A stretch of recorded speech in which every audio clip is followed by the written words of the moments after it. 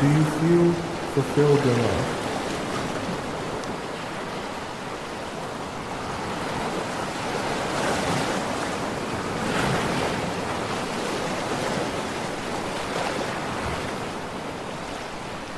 The show will begin in 4 minutes. Are you ready?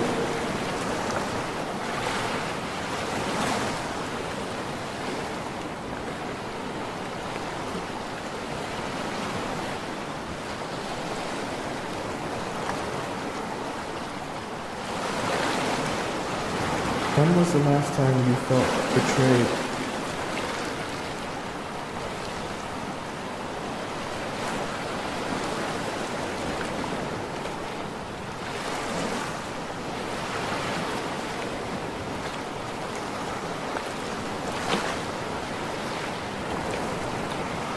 When was the last time you felt loved?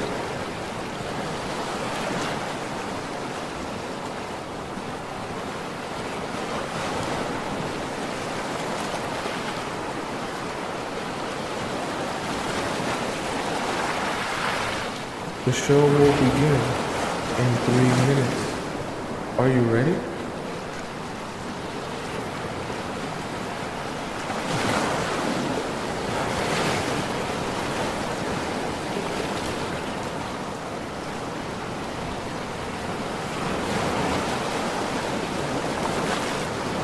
What did it feel like to be in love?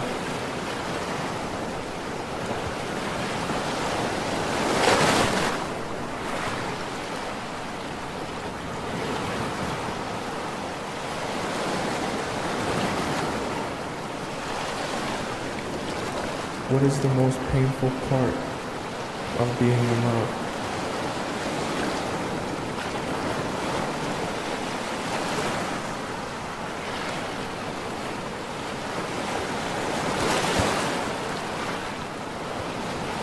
The show will begin in 2 minutes. Are you ready?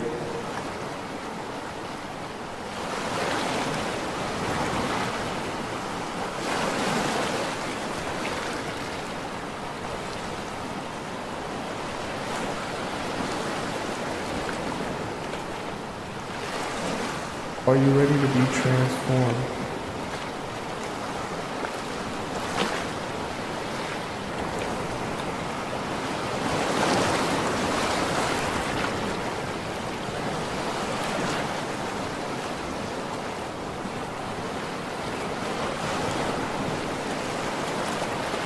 Are you ready to make a change?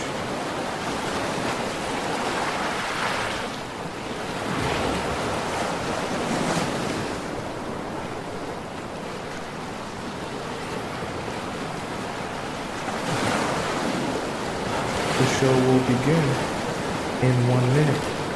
I hope you're ready.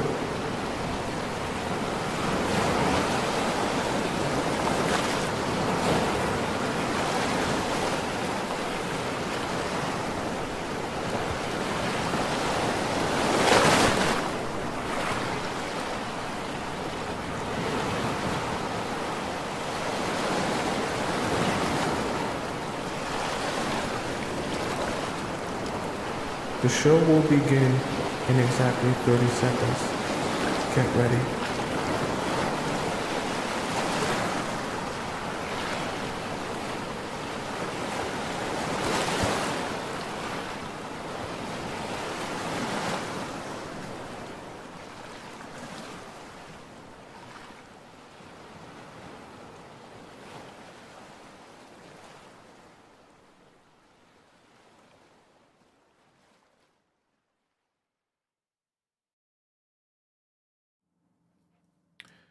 What if I told you you have to have a bad relationship with men in order to eventually have a good one?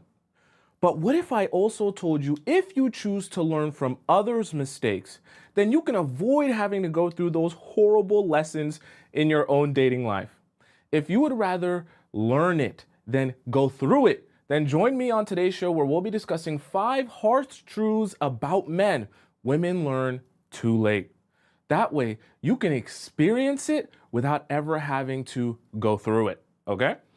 Now, Welcome to the Players Club. If you're paying attention to me and everyone else in the live stream, please say here present so that I know you're here present and actively participating. It is so good to see you and spend this time with you, okay? We got to get to it. We had so much to get to. I missed you guys yesterday. I didn't get to see you guys yesterday. We're here today, but today we're not on TikTok, unfortunately, due to some technical difficulties, but it's okay.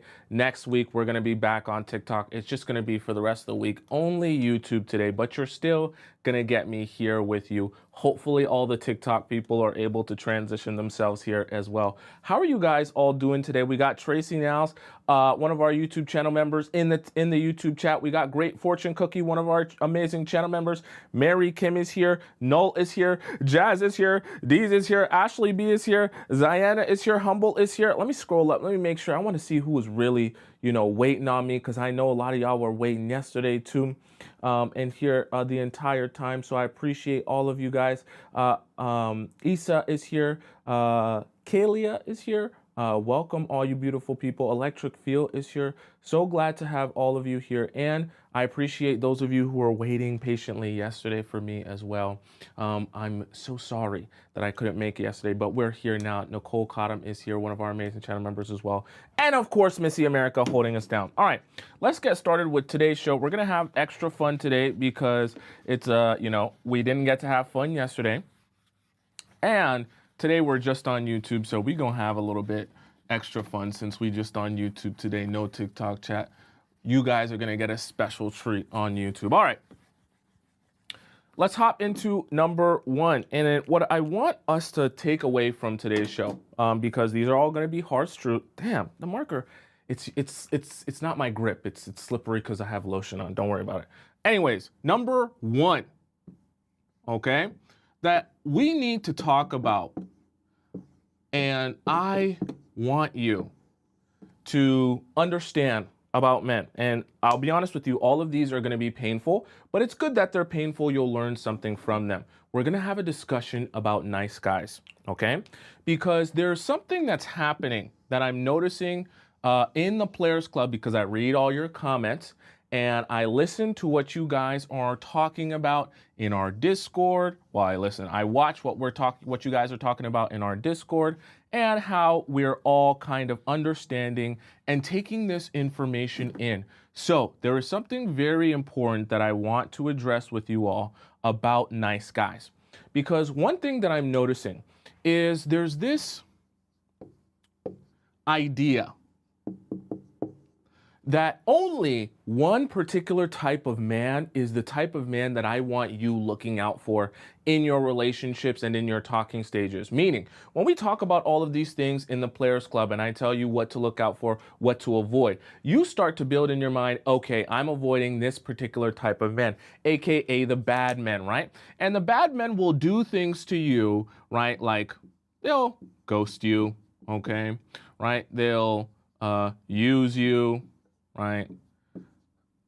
We'll say, I was going to say sleep with you, but it's not really that enjoyable. We'll say pump and dump, right? Things like that. And so when I talk to you about all the different things that the bad men in your life do, they jackrabbit themselves inside of you for 90 seconds and then they abandon you, discard of you, don't talk to you again. You start to build in your mind, okay, I'm getting a better understanding of what the bad men do. I want to avoid all of those bad men at any cost. But Tomisin, I want you to know that I met a guy and he's really nice. He's not the type of guy who would ghost me. He's not the type of guy who would use me, pump and dump, or take advantage of me. He's a really nice guy, really friendly, right? Right? He's kind of more shy, okay? Right? He is so much more friendly, right? He is an introvert, right? And, he tries his best. And so this is the problem that I'm noticing in the Players Club that is developing that I want to address for you guys as a hard truth about men. See, yes, there are bad men, evil men in this world. Yes, there are also lots of good, amazing, awesome men in this world. But what I want to kind of crystallize for you that I want you to take away is that even the nice guys, the amazing guys, the guys that are a little bit more shy, more friendly, introverted, they couldn't hurt a fly. Those men can also do you a disservice and hurt you in your life and in your relationships. Now, they're not going to do the exact same, give you the exact same type of hurt as the bad guy by ghosting you. But what I want you to understand is both a bad guy and a nice guy can waste your time. Okay? This needs to be understood. Let me even write this clear. This isn't clear enough. I feel like I need to make this bigger, okay? Because I want you to really understand this. Both of them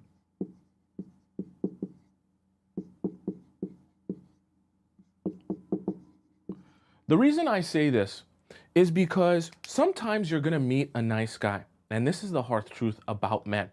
Sometimes you're going to meet a nice guy who's friendly, who's introverted, who's a little bit on the shy side. And maybe he doesn't have the courage or the cojones to come up to you and have a conversation with you or to get your number. But you can tell he's looking at you, or you work with him, he stares at you a whole bunch. He tries to have a conversation and muster up the energy. You know that he wants to go out with you. You know that he likes you, and you know that he wants to be with you. You just also know that he's a little bit too shy to say what he really means and what he really feels. But because you think in your mind this is a nice guy and not one of the bad men that Tomisin tells me to look out for, I'm going to have my guard down, and maybe this is I should give him an opportunity to be in a relationship with me, but instead of, me allowing him to pursue me, let me take a little bit of the lead role, knowing that he's a little bit more on the shy side. Maybe he's a little bit more insecure, but I like shy guys. It's a little bit cute. So I'll take the first step and I'll give him my number because I know he's a little bit too shy to ask me for my number. Here is the issue that I want you to understand. See, these nice guys, they're nice at the beginning. And their shyness is cute at the beginning. But as time goes on, you eventually start to realize that their shyness is actually a defect. Meaning, if he's going to be the man pursuing you, going after you, progressing the relationship forward, he has to have a level of courage within him to say, I know I want her. And because I want her, I'm going to take action towards that in order to build this relationship with her. But the problem with these super, super nice guys that are so shy and introverted, they can't say a word to you, is they will be so shy, so introverted, that as time goes on, if you don't make a move, there is no move being made. And you're in the same cycle of just being casual friends. Yeah, he'll look at you, he'll stare at you. Yeah, he might talk to you or have a casual conversation with you. And you know he wants to ask you out, but he never does. And as you wait, and as you wait, and as you wait for that time to come where he begins to progress the relationship forward, you just continue waiting and waiting and waiting. And so what ends up happening? Your time gets wasted. And you end up in a situation where you're with a nice guy, one of the friendly guys that won't actually do you any harm, but because he's so nice, shy, and introverted, he doesn't have what it takes to be able to progress the relationship forward because he's so shy, because he's so nice. That he doesn't want to get rejected, that he doesn't want to have you tell him no, that he doesn't want to overstep. This is a problem. And this will also lead you to heartbreak, just a different kind of heartbreak, but it hurts just the same. And it will also lead you to getting your time wasted. Because as you wait, time is ticking. And you're also missing out on other opportunities of other men who you could be dating or other relationships you could be exploring. Instead, you end up going in this hamster wheel of a circle, trying to wait for this guy to eventually realize how he wants to progress the relationship forward. And sometimes you end up becoming so frustrated that you end up taking that first step. But remember, once you take that first step and you progress the relationship forward thinking you're going to spark something or you're going to get the snowball rolling by doing your part first, you're going to have to, in order to maintain that relationship, you're going to have to continue progressing and progressing the relationship forward like the man would. And so in order for you to maintain your relationship with this super nice, super friendly, super, non-intimidating type of guy that you're meeting, you're going to have to be the man. And you're going to have to take control of this relationship. So the hard truth here is understanding both of these type of men can waste a lot of your time if you allow them to. So what you have to do is you have to identify, cool, okay, I've identified you're a nice guy, you're not, you don't have all these qualities of the type of bad men that I don't want in my life. But just because you're a nice man, do you have the cojones, the courage to actually progress this relationship forward, come up to me and approach me, tell me you want me, and do what's necessary to actually date me? If you don't, I don't want to spend my time wasted on you. Because I'm definitely not gonna, when I'm with you, trying to be figuring out how can I spark your, curiosity, or how can I get you to actually approach me. That's not what your job is in the relationship, okay? So please understand, avoiding nice guys is so, so important. Does that make sense to all of you in the YouTube chat so far, and why that's so important, okay? Right? Someone said shy guys love bossy girls, but that's the thing. You might think to yourself, oh, I like the shy guys, they're better, and I'm a bossy girl anyways. But at the end of the day, if you want to be in your feminine energy, which I'm sure even those of you women who are the bossiest of bossies, you don't like to feel bossy all the time, right? If you enjoy being feminine, you want sometimes for your man to take the lead. The problem is, if you establish your relationship with the super nice shy guy, you always have to be bossy and you always have to take the lead. And that can become very exhausting for you if that's not the state you like to regularly exist in, okay? So let's hop into our number 2 point, okay? And this is gonna sound kind of strange to you, but don't worry, we'll have a conversation about it and we will discuss. So let's kind of think about things for here for a second, okay? I want to draw this better, okay? Let me draw this real nice. Okay, I'm not a very good drawer, but chat, we're gonna get this down. Okay, let's draw something real good here. So we're gonna have something that we call the looks funnel. And this is kind of the hard truth that you have to understand about guys. Your looks do matter. Now, I'll be real with you here. When we're talking about guys and your attraction to them and their attraction to you and how you're going to build a relationship with them, I would be being disingenuous if I try to make it seem like all that matters in your relationship with him is just what's inside you. Because men, when they're approaching you and when they like you, they're identifying how attractive you are to them. So let's not pretend here. But the hard truth that I want you to understand is if you invest in yourself, and i.e. invest in your looks, you actually do yourself a service in terms of building good relationships and maximizing your options here. So let me kind of explain this to you. So if we think of this like a funnel, meaning you start off with a whole bunch of men here, okay? So the men are at the top of the funnel, right? And all of these different men are pouring into this funnel, all right? These are men that are approaching you. You have to understand that all of these men start at the top level of the funnel here, which is your looks, right?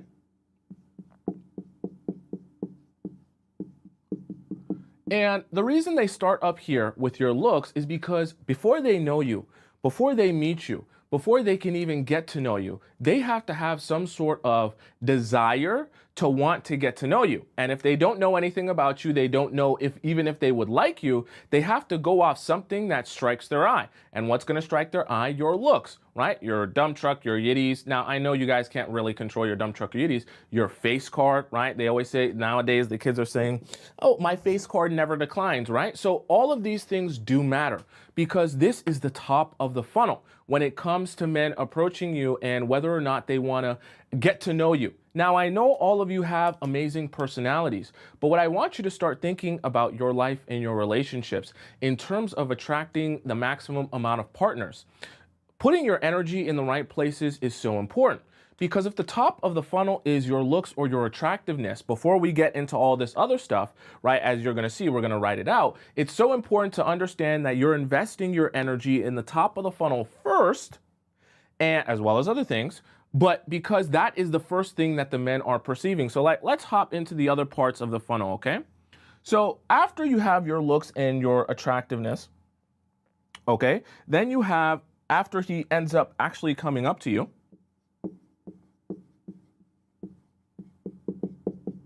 okay, after he ends up actually coming up to you, you have your personality. Because now that he's come up to you because he's attracted to you, because you sparked his eye, right? You don't have to be Jennifer Lopez, okay? Right? I just mean like an attractive, a physically attractive woman. Now that you've struck his eye, he comes up to you, he has a conversation with you, and he gets to have a little piece of your personality. Now you're able to have conversation with him, you're able to laugh a little bit with him, you're able to giggle. He's able to see that you have this type of aura and energy to you that he really is attracted to and enticed by, and it all kind of fits around that first initial stage of the initial attraction to you through your looks.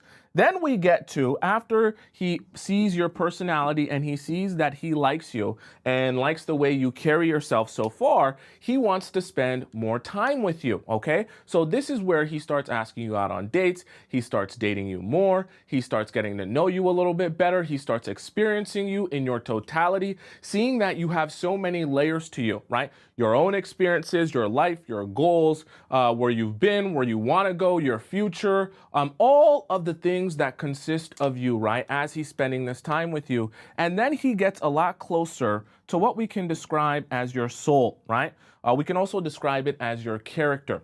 And this is the kind of the final place where these are the things here that is going to keep him, okay, so we can put an arrow.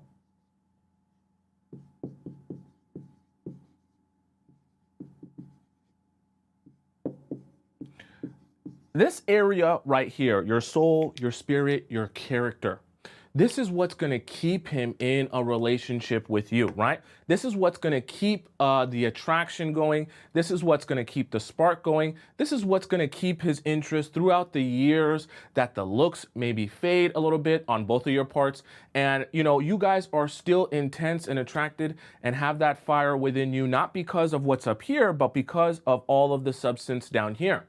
Now, what I want you to kind of understand, and this is where I have to crystallize this for you and be honest with you, if you're not investing in this area up here, you're going to find it very difficult to meet men who will be willing to get to this level of depth with you over here. Okay? I'm not trying to be mean. I'm not trying to call you out, but I just want you to understand the reality. So rather than thinking of it as, oh, I'm building myself up to the most attractive version of myself for the men, what I want you to start thinking to yourself is, I'm building myself to be the most attractive version of myself for me. Now, you're doing something very specific for yourself because you want to find a really, really good partner, right? With all of the amazing qualities that you want. You want them to have money, you want them to have resources, a big house, a big car, you want them to be 6'3" tall, all the good stuff that you want, a 401k, all the good stuff, Roth IRA, all of that. You can have that. But what I want you to understand is if you don't take care of this funnel here and you don't be honest with yourself and and when you join the Players Club and actually take in what's happening here in this funnel, you're going to be putting a lot of your energy in the wrong places and then end up very frustrated with your results because you want a lot of these high quality men, which you can have and I want you to have. But if you're not investing in this part of your aesthetic, your looks, who you are, right? And it doesn't have to be based on just what the men want. It can be based on how you feel the most confident and attractive in your own right. Then you're kind of missing a lot of the possibilities of meeting a whole range of higher quality men simply because you're not taking care of the thing that would allow them or entice them to want to get to know you in the first place, okay? I know this is kind of tough to hear because when we talk so much about emotions, it's like, well, Tomisin, it should be more about my soul and my personality and the time he gets to spend with me from the very beginning. I wish I could make the world like that. But the reality of it is we're having a discussion about men, how they think and how they approach relationships. So I have to be honest with you and tell you that this initial attraction is always, always, always going to affect a man's desire to even want to get to this level of depth with you. Now, once you have this part locked down and taken care of, his desire to get to know you, or any man's desire to get to know you, will be so much higher. And in this process, so many more people will be able to see your personality, spend time with you, get to connect with your soul and your spirit, and they'll see how amazing you are, not just on the outside, but on the inside as well. And they'll fall in love with you as a human being. I can guarantee you that. But we have to take care of this. We have to. It's at the top of the funnel, and it's not going to allow men to get to know these amazing parts of you as well. Okay? So, however, whatever that means to you, taking care of your looks and taking care of your attractiveness, we had a whole show on how to dress so well that men fall in love with you. Those are the things that you want to be thinking about and cultivating your confidence in your own look, because confidence is actually a really big part of these looks and attractiveness. And cultivating your confidence in your own look will allow you to go out there and attract so many men into this funnel that you can't even see straight, because they're all in front of you trying to get some of your time and some of your energy. Okay? Does that make sense to you guys so far, right? Okay. It's very important that we have this discussion, because I know we talk a lot about emotions, but this is also part of the reality. Okay. Amela says, how many quality men are out there? Really, I don't want to be jaded and seriously asking. I mean, there's quality men. We actually had another show about this. There's quality men everywhere. Never think to yourself there's a scarcity of quality men. Now, what I will be honest with you is there are more low quality men than there are high quality men. That's literally how it works. They can't be high quality if there's a whole bunch. So the process of sifting out the low quality men is so important, which is exactly why we have this show and we talk about so many different topics, so many different categories of things to think about and analyze and observe, because the amount of low quality men you're bound to encounter in your life and in your relationships is so much more than the amount of high quality men you're going to encounter, right? Simply by the numbers. If they were all high quality, then they wouldn't be high quality, right? They're high quality because they're rare. So we want to make it your life easy by understanding how to sift through the low quality men and identify them as quickly as possible to get rid of them and get them out of your life to find what you're looking for, okay? Let's hop into our third point here. I hope we're all on the same page. Okay. Point number 3. Okay. Now, this is one that I think is so important for us to have a discussion about. Oh boy. I've seen this. This is another one of the things that I've seen a lot in our comments and in the discourse and the discord that we have amongst each other, okay? Let's imagine a scenario that I want to paint for you so we can kind of understand how this works and why this works the way that it does, okay? So let's imagine a scenario in which you have 3 best friends, okay? So you got BFF number 1, you got BFF number 2, and you got BFF number 3, okay? And let's just say, for the sake of argument, all of these BFFs that you have in your life just so happen to have all won the lottery. So BFF number 1, she won $1 million, okay, in the lottery. BFF number 2 won $5 million. Okay, and BFF number 3 that you have won a whopping $100 million. Okay, so all 3 of your BFFs have won the lottery, just out of coincidence. Very strange thing that happened. Your friend group has just been really fortunate to be able to do this. Now, your BFF number 4 in this group, And they've all won the lottery. They're carrying around their Chanel bags, their Louis Vuitton bags, their Versace sunglasses, and they're looking like beautiful, amazing, rich, expensive princesses. And you're wondering to yourself, you're thinking, oh boy, all of my three BFFs have won the lottery. I know it's my turn to win the lottery. I'm the only friend out of the friend group to not win the lottery. I know that this is coming to me. Here's the problem though. This is not a realistic representation of the rest of life that everyone else will experience. So what do I mean by that? In this example here, even though all three of your best friends forever have all won $1 million, you might start to feel like everyone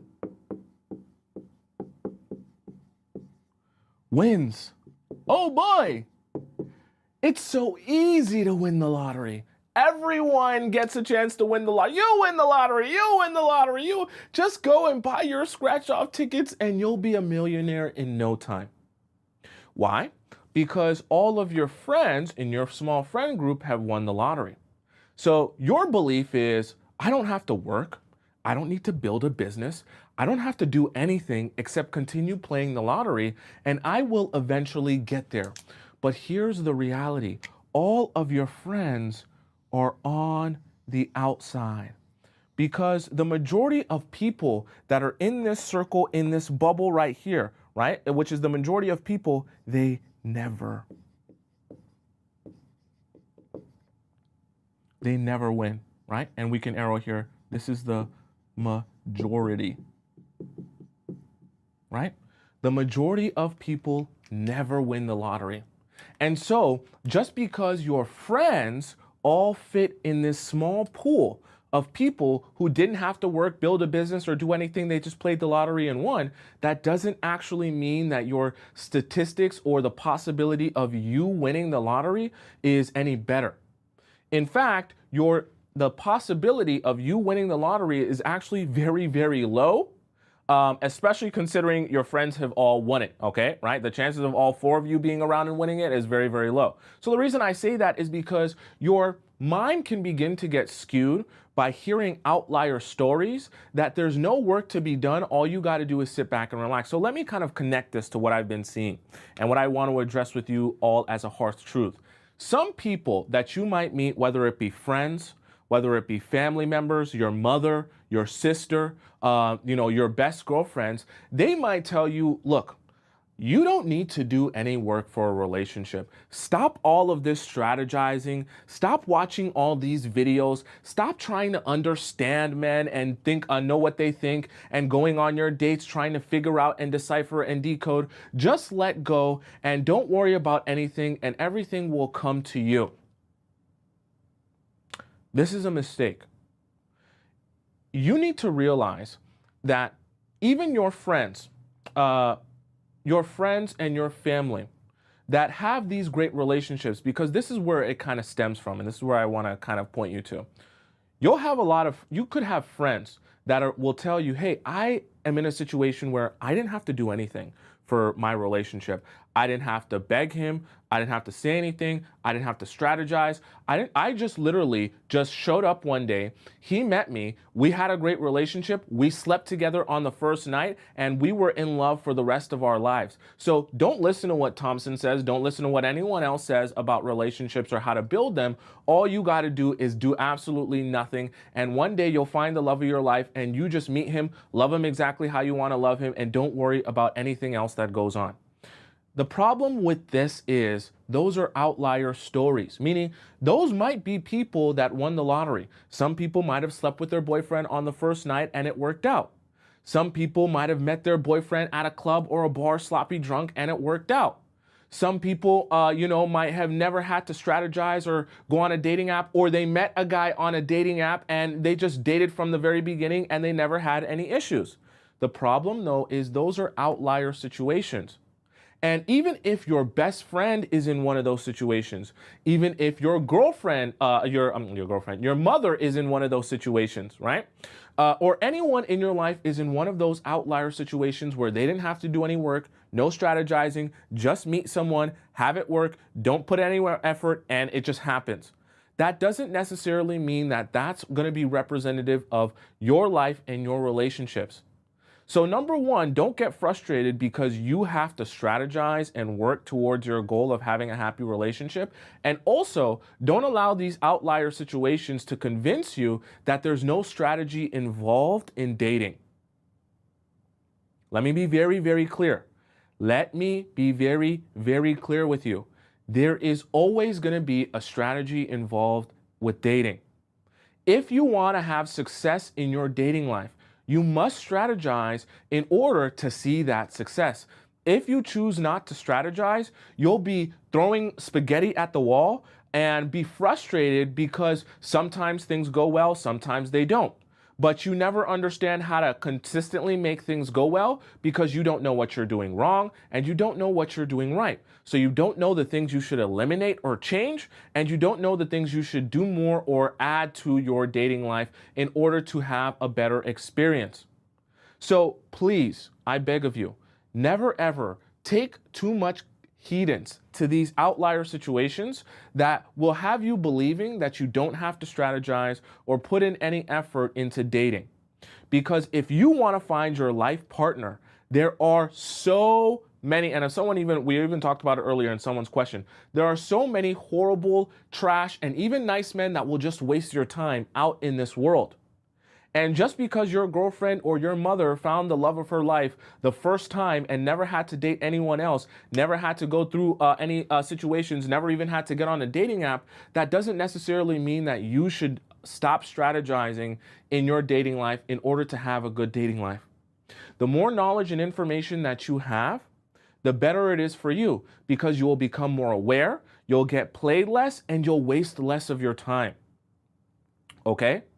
Ignore these outliers and understand that while someone might be living in a truth where they're able to sleep with a man on the first night, they're able to do whatever they want, meet a guy on a dating app and just casually chit chat with him and then eventually date him. Cool. That's great that that worked for that person, but that doesn't mean you're going to stop strategizing because someone has an outlier situation. Because you can get stuck in the cycle of being like this third best friend or the fourth best friend, that is waiting to make your $1 million in the lottery, and you never work, you never get a job, you never do anything with your life because you think that your lottery win is coming just like your other three best friends. And you end up living your life broke and unhappy because you spend all of your life thinking that your lottery win is coming as well, even though that's not statistically realistic. Okay? Even though your friends all got their lottery win, that doesn't mean you're going to get yours. And if you sit around waiting for that, you'll be in this pile of people right here, which is the majority of people who never win. Okay?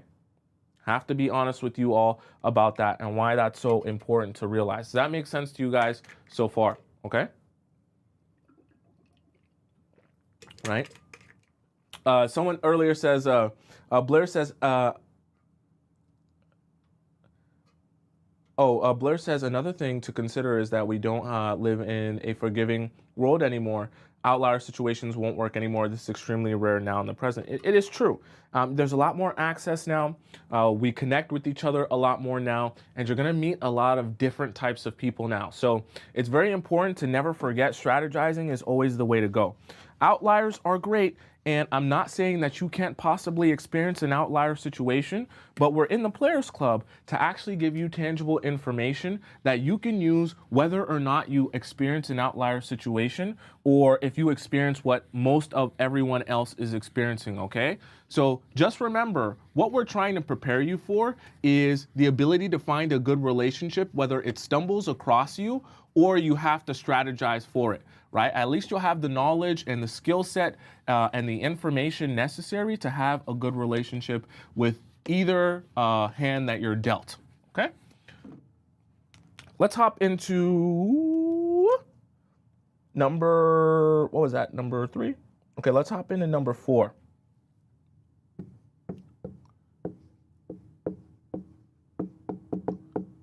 spell this right. Yeah, I spelled it right. Okay. So qualities are really important, right? Well, think of this like a scale. Kind of drew this out before. But let's think of this. Let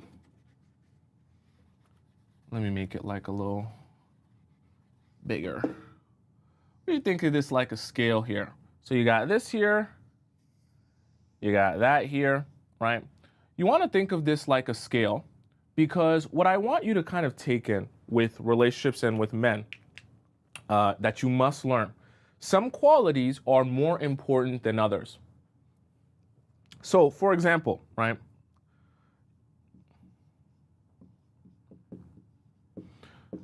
You might have a man with qualities like being reliable. Then you might have another man that he's really fun. He's really funny. And he's got a six-pack, right? And this man over here, he's reliable. He's responsible, okay? And let's just say he's money secure, okay? But we can even add here, he's a little bit ugly, okay? And this guy's really hot. So what I want you to kind of understand here is that certain qualities about men will be more important than others. And this is kind of the thing that you must realize is sometimes you will actually be sabotaging your ability to have good relationships by having the most important qualities to you be qualities that aren't necessarily as important to healthy relationships as others. So, for example, if you meet guy number one, let's say these are qualities of guy number one here, okay? And these are qualities of guy number two here. If you meet guy number one and he's really fun, adventurous, outgoing, he's got a six-pack, he's so hot, you have such a great time with him, you laugh so much, you giggle so much, and you're like, oh my God, this is the guy I want to be with. When I'm with him, it's like a fairy tale. When I'm with him, I feel like I'm high. It is so, so amazing. And these aren't necessarily bad qualities to have.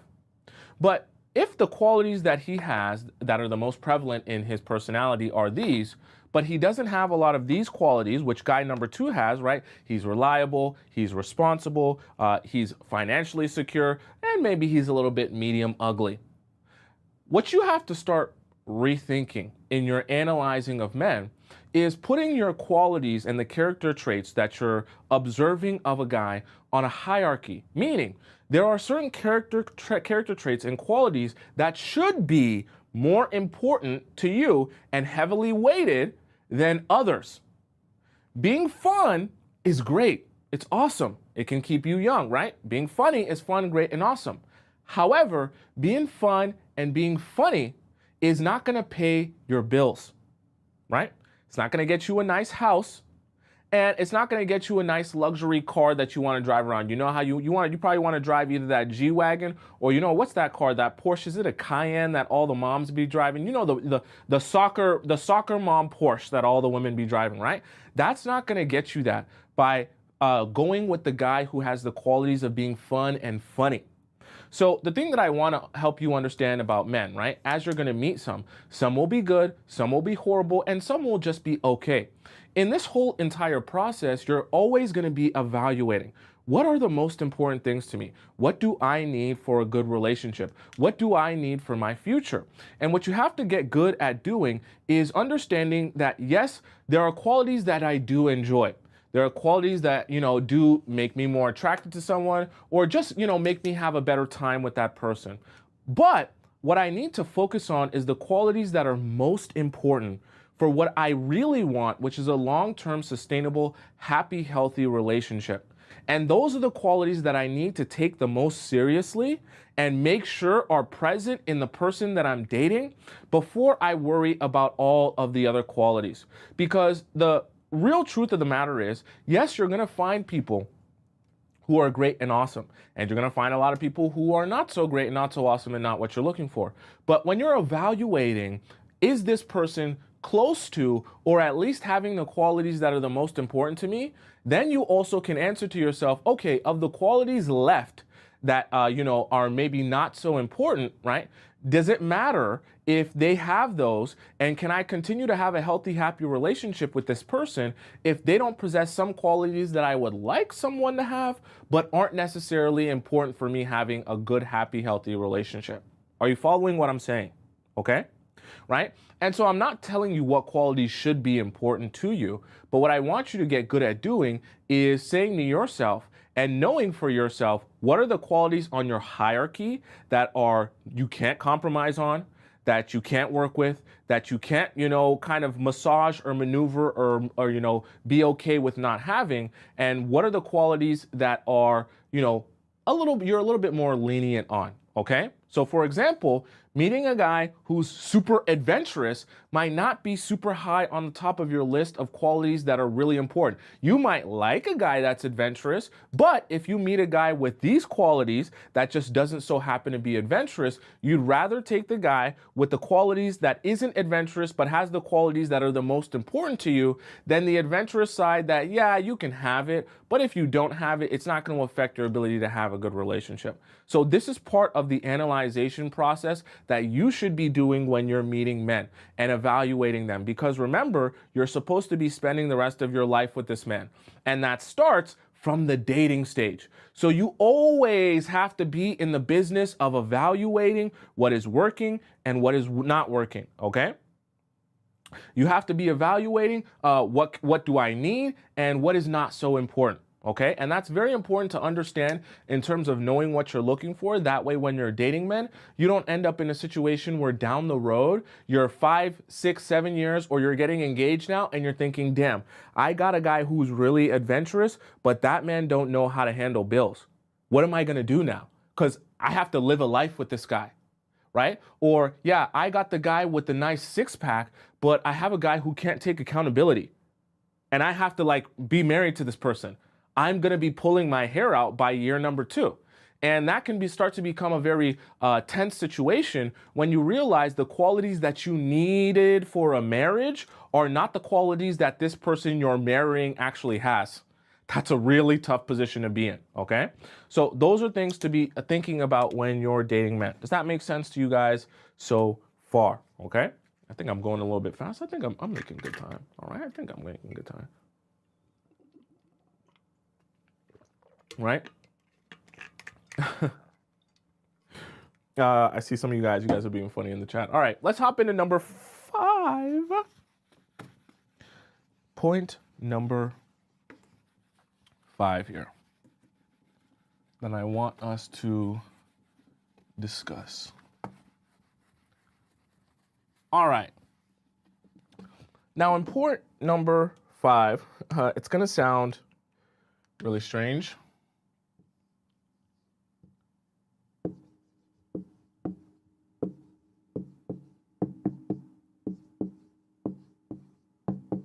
Okay, I know this sounds kind of mean. Men don't care. What do I mean by that? Let's draw it out, all right? So you're in a car. We're not going to make fun of my drawing today, all right? It's not the time, right? I just joined you after not being here yesterday. We're not time for us to make fun of my drawing. So we have a car here. But what I want you to understand and visualize here is let's imagine that this car is you and another guy. So in this car, you got you here.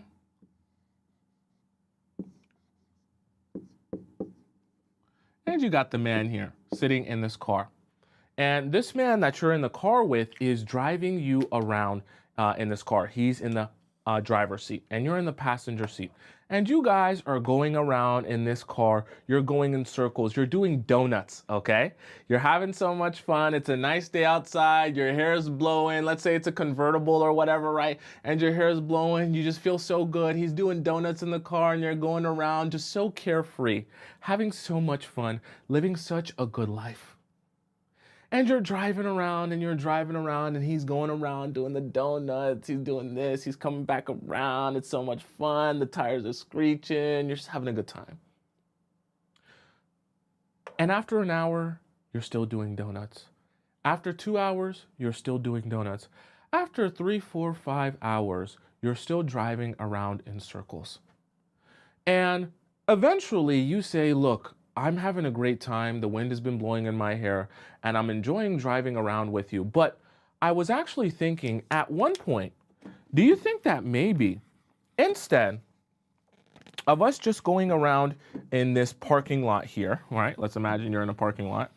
Instead of us just going around in this parking lot here in circles, do you think maybe we could start somewhere and then drive up to a different destination and then eventually take our car from point A all the way to point B, right? And actually make it to some sort of destination, get out of the car and go to that place. Because driving in circles has been fun for the last 6 hours, but I would really enjoy actually going somewhere, not just sitting in the car and driving. Then he says to you, nah, I'd rather just drive around in circles. But you're in the passenger seat. So as he's driving you around in circles, now you're kind of like, wait, I want us to kind of go somewhere else. I don't want us to just drive around in circles. He's like, no, I feel like driving in circles today, so that's what we're gonna do. Just continue going in circles. And eventually you start losing your mind because you're saying, oh my God, I'm in this car, it's driving too fast, I can't get out of it, and I don't know what to do. Why won't this man just stop driving me around in circles? Why won't he do what I want and take me from point A to point B and to our destination so we can actually go somewhere? I don't want to drive in circles anymore. What I want you to understand is men don't care. They don't care from the standpoint of once you allow them to take you on this merry-go-round, and you begin hoping after you've allowed him to take you on this merry-go-round that, hey, you should be the one to realize that I don't enjoy this anymore. And you should be the one to stop taking me around in circles like this, right? You think that it's his responsibility to care so much about your well-being that he realizes I'm driving you around in circles and you don't want to do this anymore. So I should stop driving you around in circles because you don't want to do this anymore. But what you don't realize is the men don't care about what you want. They care about their own happiness. So if driving you in circles makes them happy and satisfies their own objectives, they will continue to drive you around in circles until you're dizzy. And no matter how much you scream and you yell about this and that, and you don't like this and you don't like that, and you want this to be more serious and you want this to go in some particular direction, he doesn't care. He doesn't. So please don't make the mistake of putting the onus and responsibility on the guys you're dating to be the ones who care enough about you and your well-being to actually stop driving you around in circles. They will never stop doing that because they care about their own happiness. And if their happiness and their objective consists of driving you around in circles, i.e., spending time with you but never actually progressing the relationship forward to being boyfriend and girlfriend, sleeping with you but never actually, making this a real relationship, having you come over at 4 a.m. but never actually going out on a date with you. And he just continues to put you in this cycle where you're unsure of what's going on, you're confused about what the destination is, and you're just over here waiting and hoping for this to turn serious. They will never care enough about what you want to make it serious or to take you in a particular direction. And you should not blame men, right, that are willing to take you around in circles for taking you around in circles. They will gladly waste your time if you allow them to. I have to be honest with you. And it's not meant to be mean. It's not meant to make you feel bad, and it's not meant to degrade you. But I want you to understand you are the one who chooses whether or not you allow yourself to get taken around in circles. Do not put the responsibility on the men on whether or not they take you around in circles. If you choose to get in that car and allow him to take you on a merry-go-round, don't expect him one day to realize, well, it's really bad and shameful of me to take you around in circles like this, so I'm going to man up and decide that today is the day that I take things seriously. It's not going to happen. The men aren't going to leave you alone, okay, that are driving you around in circles. They're not going to stop messaging, because I see some of you guys saying this, right? Why won't he stop messaging me? He doesn't want to date me. He doesn't want to be my boyfriend. He doesn't want to take things seriously. Why won't he just leave me alone? Tomisin, I messaged him back, but he won't stop messaging me. Tomisin, I answered his call, but he just won't stop calling me. He won't leave me alone. He won't stop showing up at my house and spending the night, even though I'm allowing him to spend the night. If he would just block me, if he would just stop communicating with me, if he would just unfollow me, it would make my life so much easier, Tomisin. Why won't he just leave me alone? The men don't care. If you don't have the self-respect, the discipline, and the willpower to say no and to do the blocking yourself, do the unfollowing yourself, do the number deleting yourself, or just not responding to him, then he will continue to message you so that he can continue to take you around in circles, because he knows if he continues to reach out and he continues to push the envelope, you will continue to allow this process to happen forever.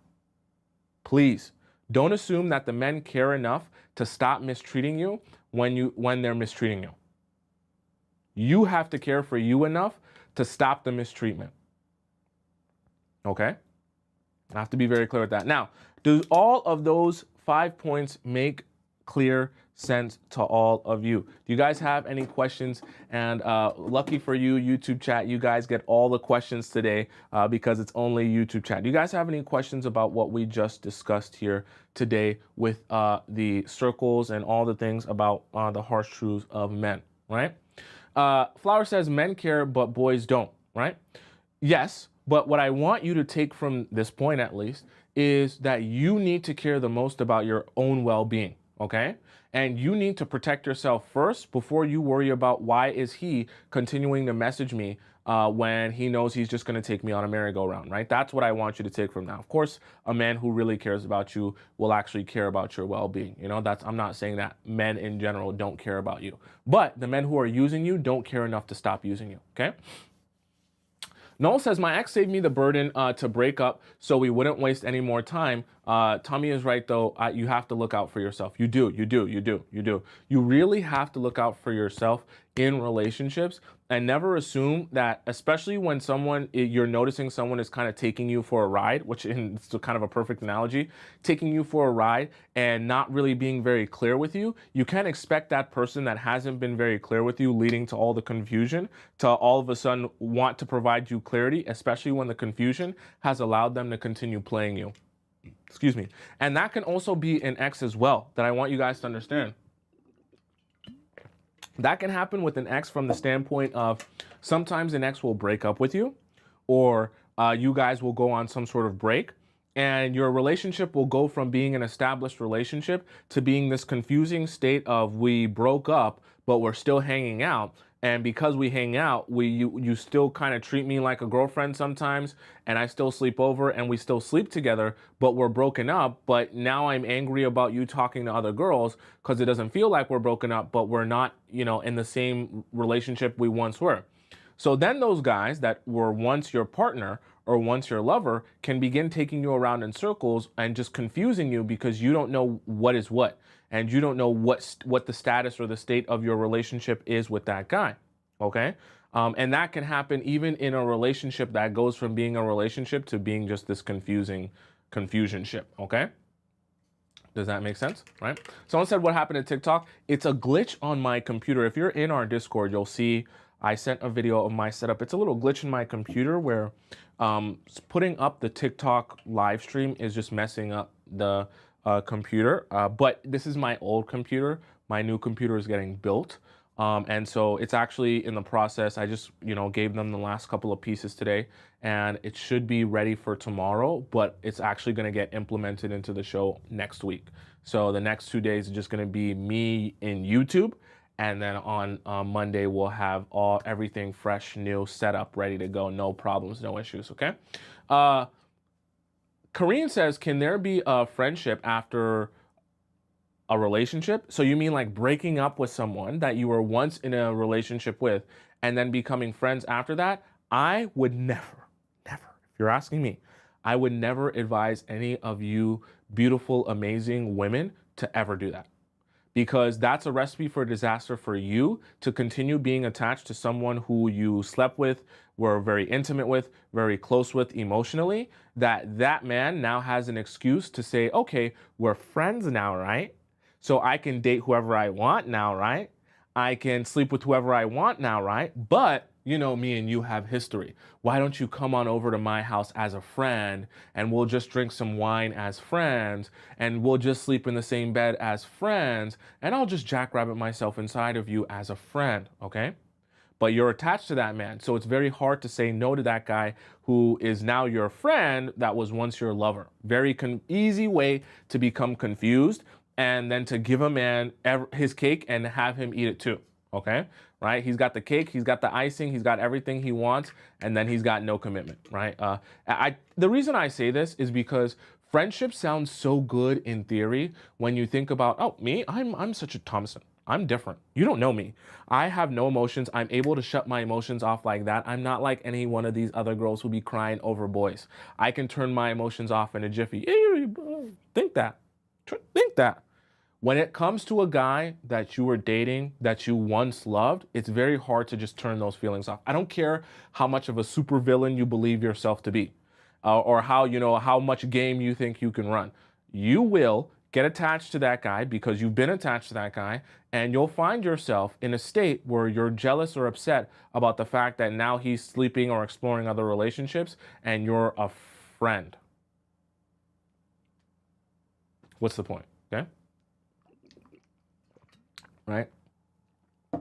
Kareen says, I think a friendship, let me see what you said. I think keeping friendship will prevent both parties to move on in life 100%, right? It's an easy way to just keep yourself on a hamster wheel. What I try to preach to you all a lot is the concept of nothing wrong with making mistakes in life, nothing even wrong with meeting people that you thought were right for you and then you realize they're wrong for you. But what I want you to get good at doing is always having a forward moving train in your life, right? Always having forward motion in your life. I will date who I believe is the best partner for me at this time.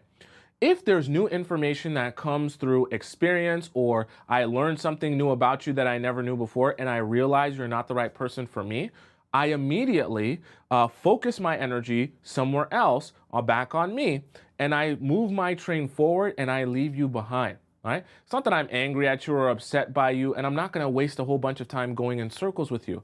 I have to continue having forward momentum, moving forward into the direction of where I want to be in my life, right? That's what I want you to start thinking about when it comes to relationships, right? And so everything that you do when you're meeting guys and you're going on dates with them and you're observing them and you're getting to know them, I want you to be thinking, as long as things are going well, I will continue to allow this to work and move forward with this. But if I realize it's not going well, you'll get cut out of my life and I'll move forward. Not be in a situation where we're friends and we're hooking up and we're casual, or in a situation where you say to yourself, I'm not looking for anything serious. And so you just start casually talking to people and casually sleeping with people. That's not moving forward in life, right? That's moving in circles and just kind of zigzagging wherever the wind blows you. Okay, don't be doing that, because you'll find yourself very frustrated with where your life is down the road if you continue to do that and just zigzag around as the wind blows you. Okay. Great Fortune Cookie says, Tommy, do you think shy guys are easier to get commitment from? Do you think it's possible for very handsome guys to be shy, or would it be a strategy if he is hot? Here's the thing about shy guys. We might have to have a whole show on shy guys. Theoretically, sure, it could be easier to get commitment from a shy guy because you can tell a shy guy what you think he wants. And it's easier to get a shy guy on the same page as you because shy guys won't speak up for themselves and they're more likely to be agreeable type of people. So when you tell him, hey, let's go on a date because I know you like me and I think you're interesting. Yeah, sure. That shy guy might go out on a date with you. And you might be able to even get commitment out of him because you're like, hey, okay, we're dating now, and I know you want us to date, and we should be dating now. And they might say yes and yes and yes to everything. But what happens is, in order to maintain that, you have to continue doing that. Number one.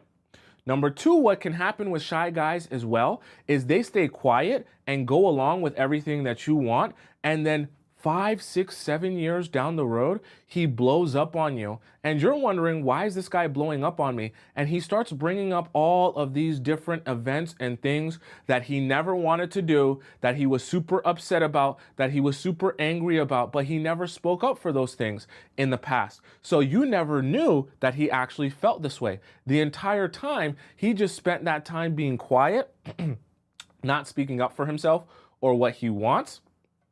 And because you, excuse me, and because you didn't realize what he wanted and he didn't speak up for himself, now you're confused down the line because he's telling you that he felt a completely different way than you thought he felt because you were leading this relationship. Okay, I see someone say, oh no, not a pressure cooker man, right? It's kind of like that. Right. And that's the thing that I don't like about the super shy guys, that when you know that they want something, you feel like it's necessary to speak up for them because you know that they want it. The problem is it's never good when it comes to a guy. Whenever you have a guy just going along with stuff, it's never good. One, you don't know if that's really how he actually feels.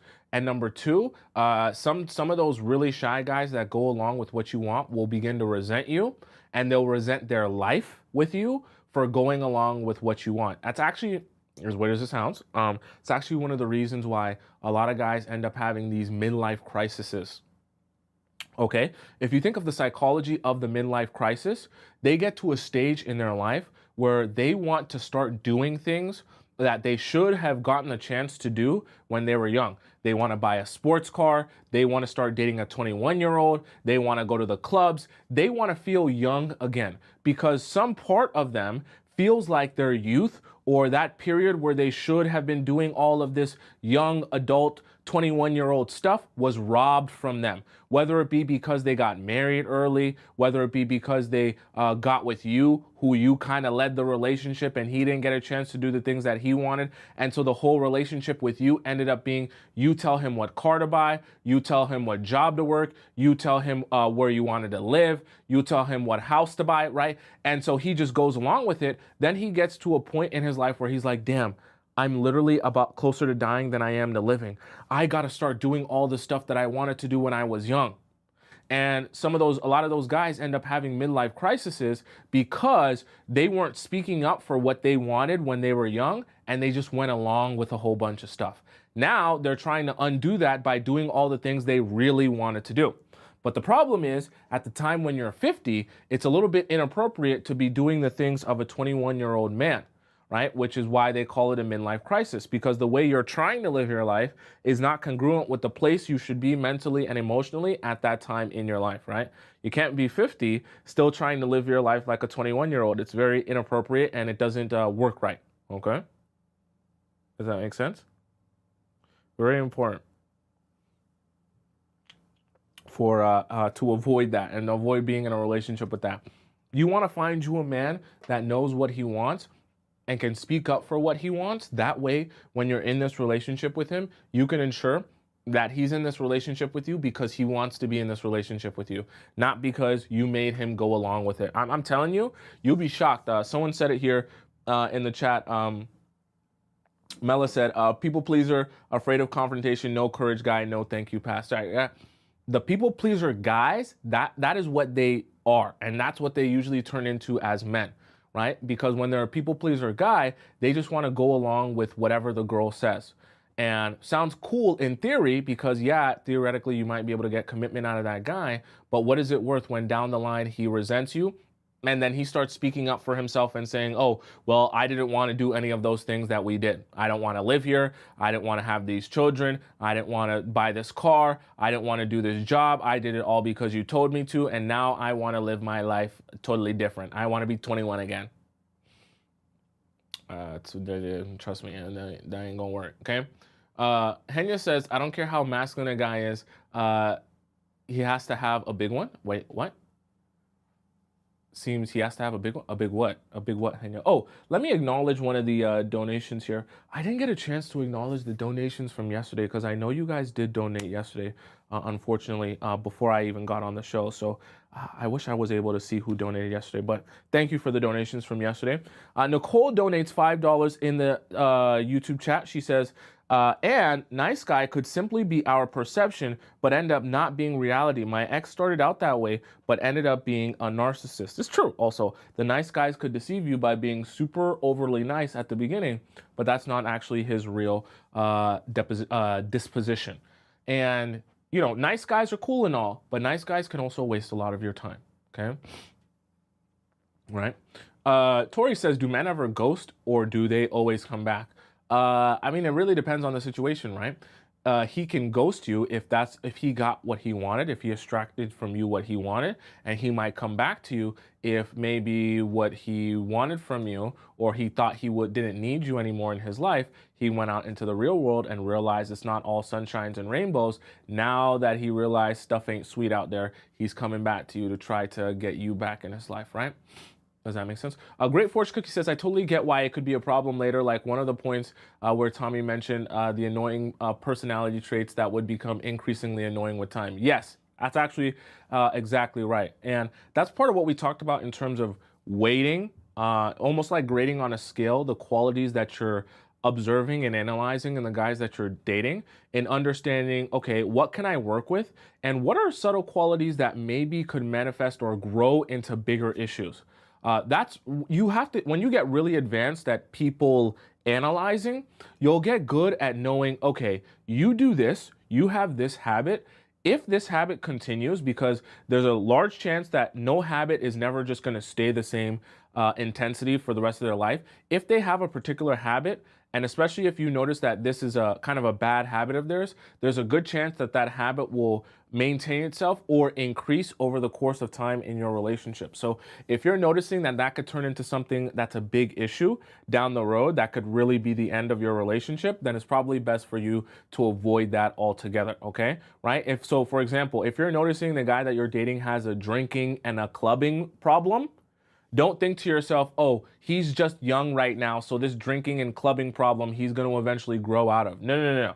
That's a habit. And if that's his habit right now, you can never assume that that habit will magically disappear itself for no reason down the road, okay? That's something that will continue until it becomes the thing that breaks up your relationship. So you got to be considering that when you're observing and analyzing the men that you're dating, all right? Let's hop into our next section, which is our react section of the show, where I'm going to be reacting to TikTok videos and videos that you guys have sent to me about relationships and situationships and love and life around the universe. And we're gonna be having a discussion about those videos, okay? So I'm gonna clean up my board, I'm gonna pull up my chair. While I do that, we're gonna watch an intermission video. Today's intermission video comes from one of your favorite creators, Margarita. And Margarita is gonna be discussing to you guys how to make him respect you. Margarita is gonna be talking about, all right? So Margarita, you take it away, and I'll be back in a moment, and we're gonna discuss the TikTok reaction segment, all right? You don't have to do the learning. The first most important thing about getting someone's respect is understanding that you will not try and cultivate someone's respect. You cannot go around saying, I want respect. You've got to respect me. You've got to understand what I say. There's this notion that we get into that we've got to demand respect from people, and that is not how you get respect. People who are actually respected are quiet in the way that they move in the world. They gain respect from being a respectable person. They are somebody who deserves that respect. People who go around putting their hands on their hips, the typical Karen, does not get respect in the world. You cannot demand respect. You cannot tell people to respect you. In fact, the more you barrage people and nag people with how much respect you want, the less respect you get. Have you ever seen somebody who demands respect like a teacher or a Karen or a mum? You know, those like really dowdy mums who are like, respect me in my home. People don't respect them. People just don't respect them. Next part you need to understand is, are you respectful? Are you respectful of others? Are you respectful in the way you conduct yourself in the world? Do you prioritize people's time? Are you efficient? Are you a person of your word?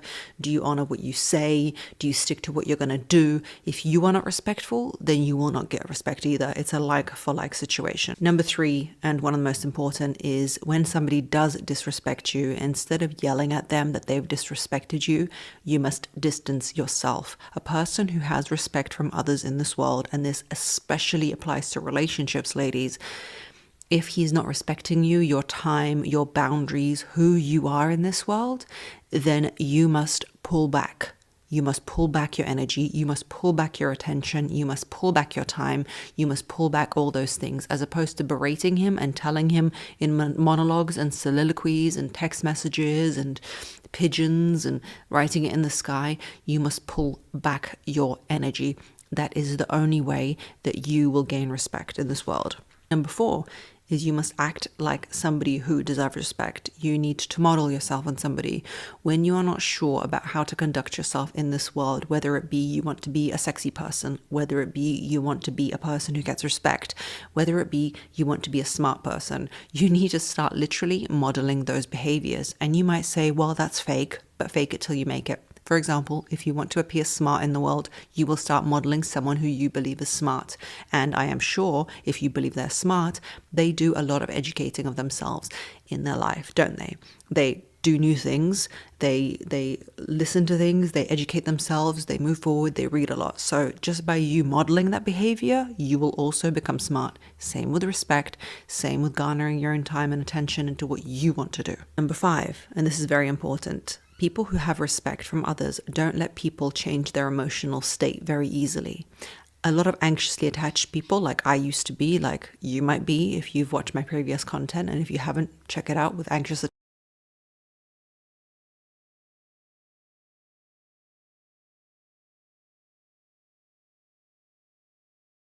Mrs. Margarita for taking us through our intermission. Now let's hop into our React segment and let's get this thing going here, okay? Let me go on my profile here. And let's see what we have to react to in the chat here. Okay, so we did Sarah Lauren, right? And we did Ace. Yeah, we're up here. Things a guy will do when he doesn't like you that make no Wait, what sense. the heck? This is day 1 of me being single after a 3-year relationship ended with the guy that I thought that I was going to marry. And I'm going to say some things that maybe someone else needs to hear that I really need to hear. Firstly, someone can only meet you as far as they're willing to meet themselves. And ladies, let me tell you, it doesn't matter how hard you try. I've spent basically the last year researching, Googling, looking up, talking to everyone that I could, because I felt like if I could just fix our communication, or if I could just fix this, then we would be happy. And it doesn't work that way. You should never ever have to beg someone to love you. If someone apologizes but repeats the behavior, it's abuse.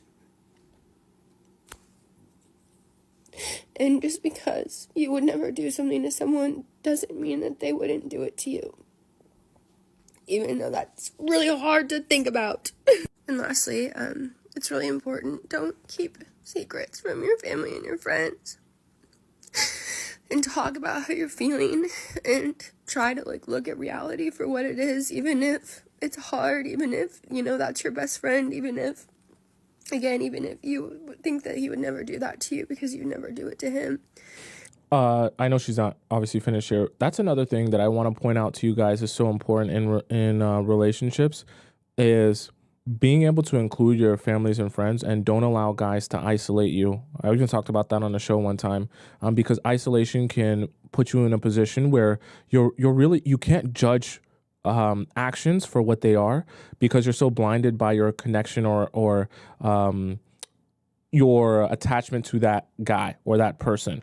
And having friends and family around you that can observe things from a third person perspective, or see how you're changing, or your energy is changing, they can identify, look, this is what this is, or this is what this means, or can't you see this clearly?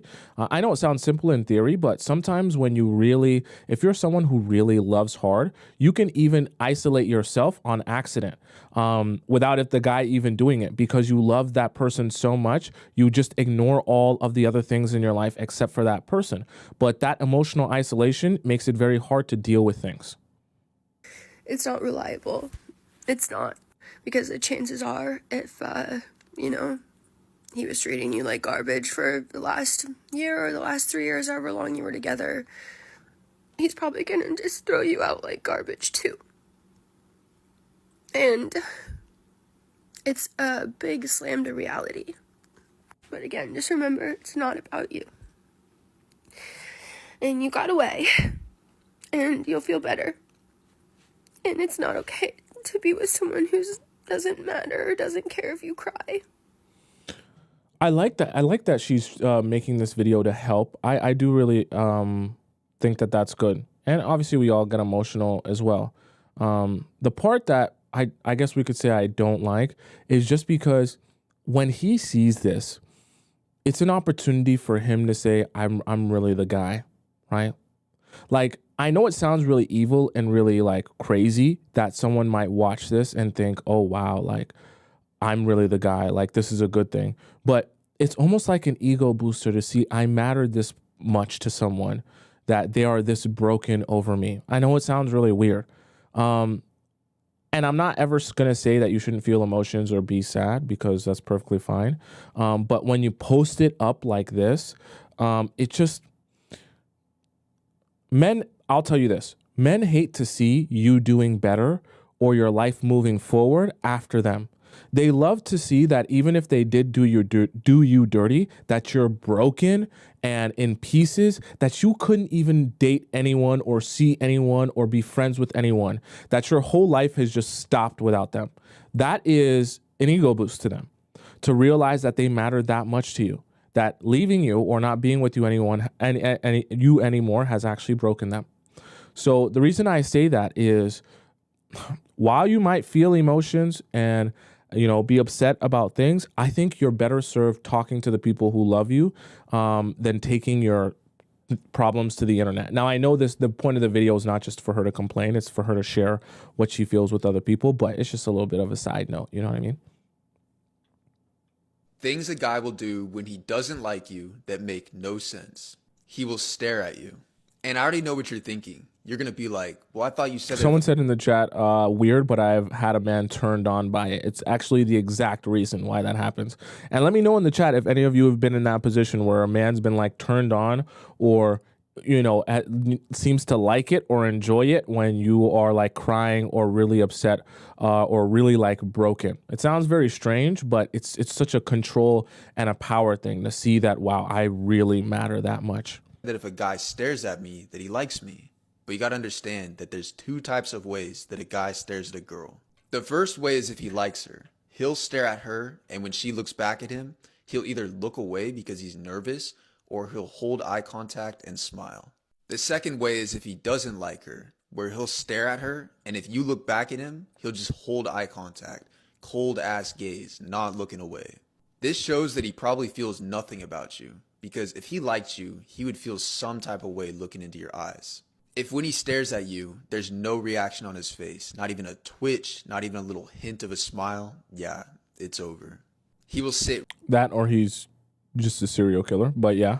right next to you and not talk to you unless it's necessary. Literally every guy, I don't care how confident they are at least a little bit scared of girls they're interested in. So if he just casually walks up to you and sits next to you, but he's not hitting on you, he's not talking to you unless it's absolutely necessary, he just doesn't see you like that. You don't intimidate him. Things a guy will do when he doesn't like you. What he said at the end, What he said at the end here is a bit confusing, because he's saying he doesn't like you if he sits down with you and he doesn't talk to you. But then by association of him being nervous, he might sit down with you and be trying to muster up the energy or the confidence, to talk to you. So that's kind of like an iffy one, because that doesn't necessarily always apply to every situation. What I would advise you to do more is combine these, because most of the time you're not just going to notice one of these things in isolation. You're going to notice them in combination. So when you're noticing them in combination, then obviously it means something. One thing I'll add to that, though, is guys who like you will attempt to be in your vicinity a lot more for whatever random reason. Let me know in the chat if you've ever been at the gym. Tell me if this has happened to you. I see this at the gym all the time. If you've been at the gym and a guy has come and tried to do some random workout next to where you're doing your workout, like random, and you're just like, I never see you do this. I don't even think this is a workout. You're doing a wrist workout right next to me. Or you just so happen to need the tricep machine when I'm over here doing this right now. I seen you doing shoulders earlier. How you need the tricep machine now? And that's kind of a thing that guys do when they like you or they're interested in you. Even when they know they're not necessarily going to try and say something, they'll do things that make no sense to just try and be in your area or your vicinity, okay? I see someone saying that. Yes, that's me, right? It'd be happening. Trust me. It's not an accident, okay? Someone said I do push-ups. He started doing push-ups. They don't That's like funny. you. And don't mistake this because you think he's playing hard to get. Nah, he just don't like your ass. Make sure that you hit that follow button because I post content like this every single day. Now, at least I try to post. Make sure that you click the link in the bio just in case you need a one-on-one session. Let's get to it. First one, he ain't gonna like when you flirt with him. He gonna give you that stank look like men really enjoy when women flirt with them, especially if it's an attractive woman or it's a woman that he's been eyeballing. Well, if you're flirting with him and he's not giving you any type of action back or he's giving you the stinky look and he's like, get away from me, like that's all you're reading on his face, he ain't fucking with you. I'm telling you that now. 2.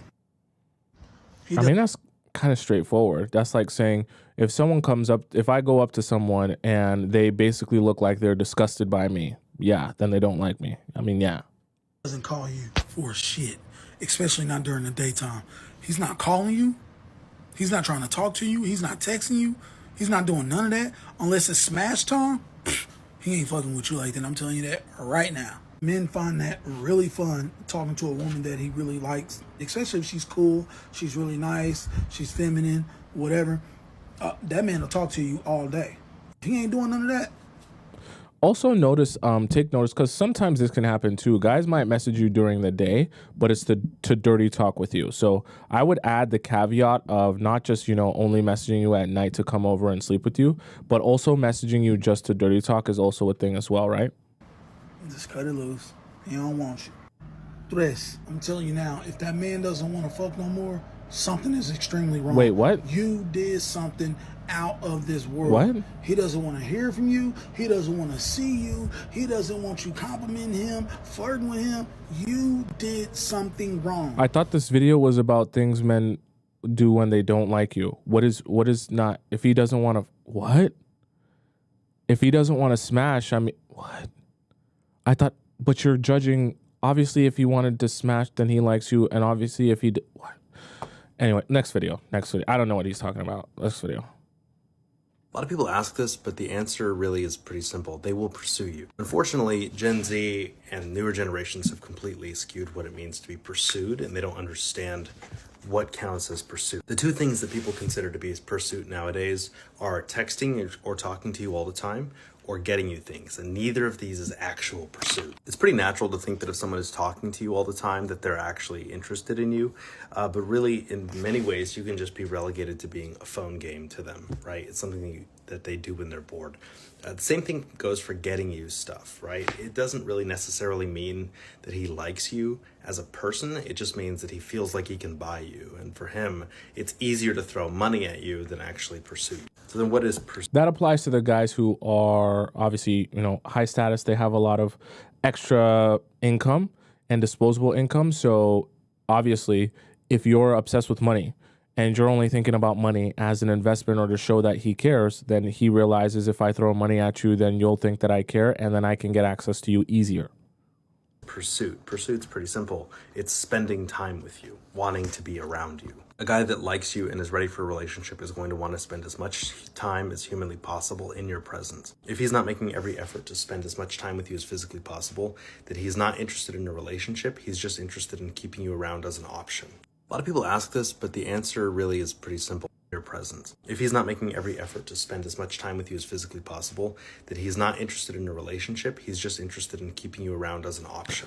I think that this is very heavily applies to, we should have had I want to do a show about long distance, but not the whole show is just having to do with long distance relationships. But this is one of the things about long distance relationships that I want a lot of you to realize is that even in a long distance relationship, let's assume there's a successful one happening. In a long distance relationship, the man will want to see you in person as much as possible. Now, obviously, because it's long distance, it'll be hard to do that, but he'll still have a desire and a hunger to do that and to figure that part of the relationship out. And the guys who you're long distance with that don't seem to have that burning desire to see you in person, trust me, there's more than meets the eye, and there are probably some things that you'll realize down the line, because it just doesn't work for men when they're constantly going to chit chat with you but never going to actually see you. That either means his interest level is low or he's got some other stuff going on. Okay. Ladies, take some pressure off of your dating life.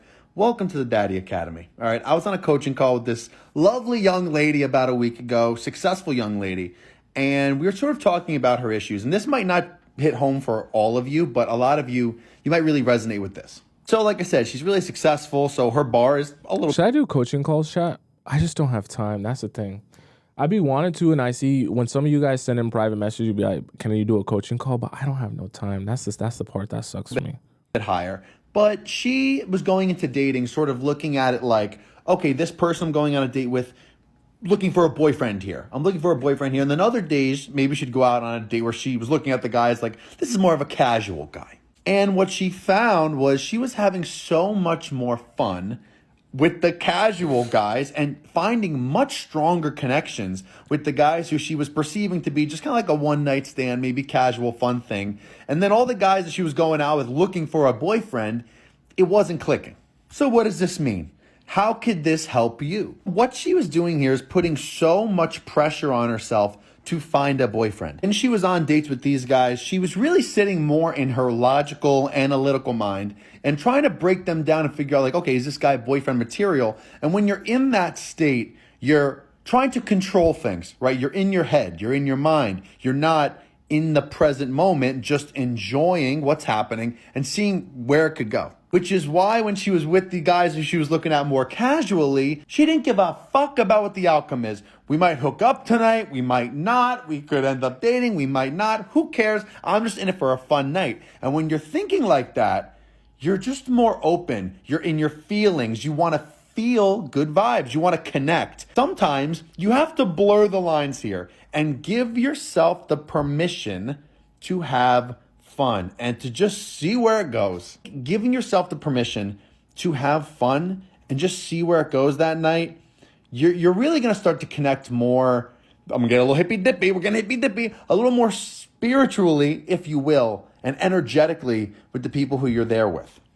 You might find a connection, you might not, but give yourself the permission to, hey, listen, tonight, let's just see where it goes. Because the key to dating and being good at dating and finding your person is having fun. That's the key to life, having fun and energetically vibrating at a high frequency where you're attracting those like-minded, fun, energetic people. So if we're always focused on what we don't have, we can't find, I'm looking for this, I need this guy to hit this criteria because I need that. You're not going to get it. Let go of the outcome. Have fun, be in the moment. Like I said, this advice isn't for everybody. It really depends what your problem is. So I actually disagree with Nico here. The reason I like Nico, he articulates his point in a clear, concise manner. So even if I disagree with him, I can point out exactly what I disagree with. So with Nico here, the part that I disagree with is the idea that you should allow yourself to just have fun on the dates and see where it goes. Here's the problem with that concept is when you go on the date and you're just allowing yourself to see where it goes, if you have a really good time with a guy, which you might, and you might have a guy that you really connect with and it works really well, you laugh, you giggle, you're flirting, there's energy and all that good stuff. You can have the best one date of your entire life. And it can really feel like you have the strongest connection that you've ever felt since you've been born. The problem with that is, remember how we talked about qualities and the scale of what are most important versus things that aren't so important? Having the best single date of your life does not mean that you'll be able to have a successful relationship with that person.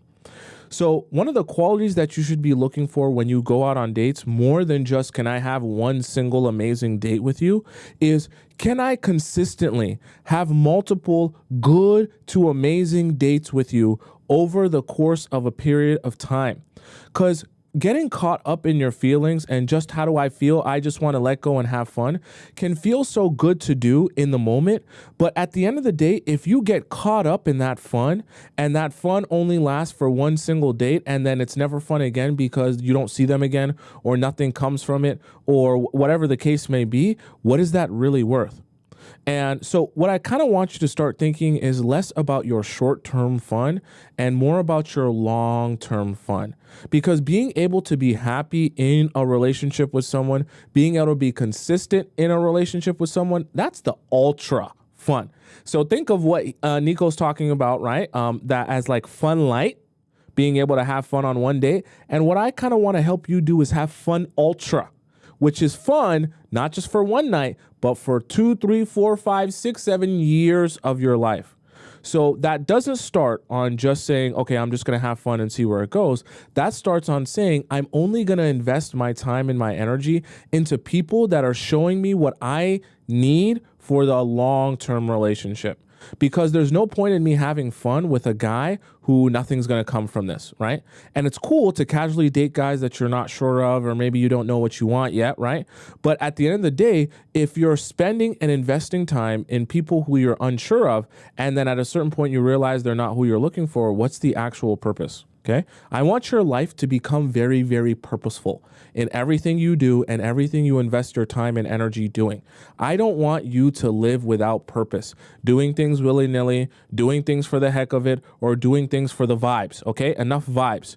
The vibes are now going to be your future and your future happiness. Those are the vibes that you will be in a nice, amazing relationship, have a nice, amazing family, and you won't be going crazy, losing hair and gaining weight, chasing around a man who doesn't seem to want to actually be in a relationship with you. Those are the real vibes that I want for you. All right. So that's what we're trying to work you towards.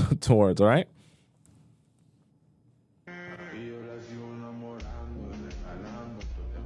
Nah, I ain't even gonna hold you. It's one thing to wanna dry hump the pool. Why did you wait? Is this Ladies, why did you send me that? Why did you guys send me this? Nah, I ain't even gonna hold you. It's one thing to wanna dry hump the pool as a grown man who should be clocked in at their job. It's one thing to wanna do that. But it's a whole nother thing to gather a bunch of other men, you know what I'm saying, and do it as a group project together. You beat your bottom lip and you did this together. Like we need to be able to talk about that. Y'all did that together. You know what I'm saying? Men used to solve problems. You know? They used to solve problems. Now they're gathering to dry hump a side of the pool together. And then they posted it. Like, Men used to go to war. We used to fight wars. Now we play video games. Don't get me started. Let's go to the next one. I don't want to rant about video games. So let me tell you something about a woman. We as men, when we meet you, we can smell low self-esteem. Woo! Smell it. He said low self-esteem has a smell to it. I said, I've never heard that. He said it has a smell, it has a look. I don't care how prerogative you're dressed. I don't care how sophisticated you think you're looking. Low self-esteem has a smell, and let me tell you why. Because it's not the outer, it's the inner. So if the inner don't get healed, I don't care how you dress, I don't care how many BBLs you get, I don't care how many times you lay on the table and get the waist snatched and all that. If low self-esteem is there and you're not dealing with the reality of really who you are and allowing God to heal you so that you can walk in self-love, you're still going to keep projecting the same type of men. So let me tell you something about a woman. We as men, when we meet you, we can smell low self-esteem. Woo! I like that. I actually like that. And I think it's true because, see, we talk on the show about men being emotionally stunted, right? So they're not the best to be able to communicate their emotions and how they feel and things like that, which is true. But there is a level of understanding that men grow to have, especially the ones who are really good at playing women, where they know based on meeting you and getting to know you, right? They know the type of women who they can take advantage of, which is why when they sense certain qualities in certain women, they either become frustrated or they just don't bother themselves because they realize that's not the type of person I can really take advantage of, okay? That's the same reason why sometimes when you're really good at standing on business or you're in just a mode where you're confident within yourself, you walk around like you demand respect, guys will come up to you and they'll tell you that you're intimidating. You're intimidating, not because you're scary looking or anything like that. You're very attractive, very hot, very sexy, but you're intimidating because the aura, the smell like she's talking about here, that you're carrying around with you is that of, I know my worth.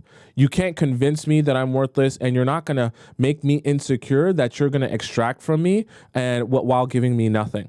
And when you walk around like that, it's very intimidating to people who are used to being able to extract from women and being able to mistreat and take advantage of them, right? And so you'll start to become intimidating to men because they'll feel your energy that, oh, you're not one of those girls that I can take advantage of, right? Hi, pretty girl. This is just your reminder. Is she talking to me? That you don't need to have another conversation or ask one more person for their advice or sit there and think about the thing one more time. You have all the facts. You know exactly what you need to do. You need to just do it. The fact that you keep delaying it, asking God for a sign, talking to your friends, then talking to another friend, then journaling, that's enough. We've done enough of that. At this point, you need to just do the most important thing, which is the action. You are more than capable of doing the thing. You are more than capable of knowing what your next steps are. And you are more than capable of knowing that you're making the right decision, whatever it may be. Good luck. Hi, pretty girl. This message may have came across our timeline here because it was meant for you in whatever area that you need to take action in. Because what she's saying essentially here is take action. Right? Her caption here is, what did Nike say? Just do it. All right, let's hop into our next segment of the day, chat. All right, spam up in the chat if you know what's coming. If you know how much fun we're about to have in this next segment, especially since we missed yesterday, it's going to be an amazing time. It's going to be an awesome time. It's going to be a time where you're going to laugh and you're going to cry.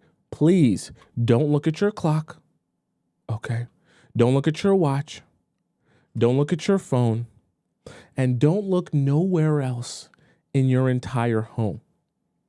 It's a special time. It's an amazing time. And if you don't know the time, I'm going to tell you the time.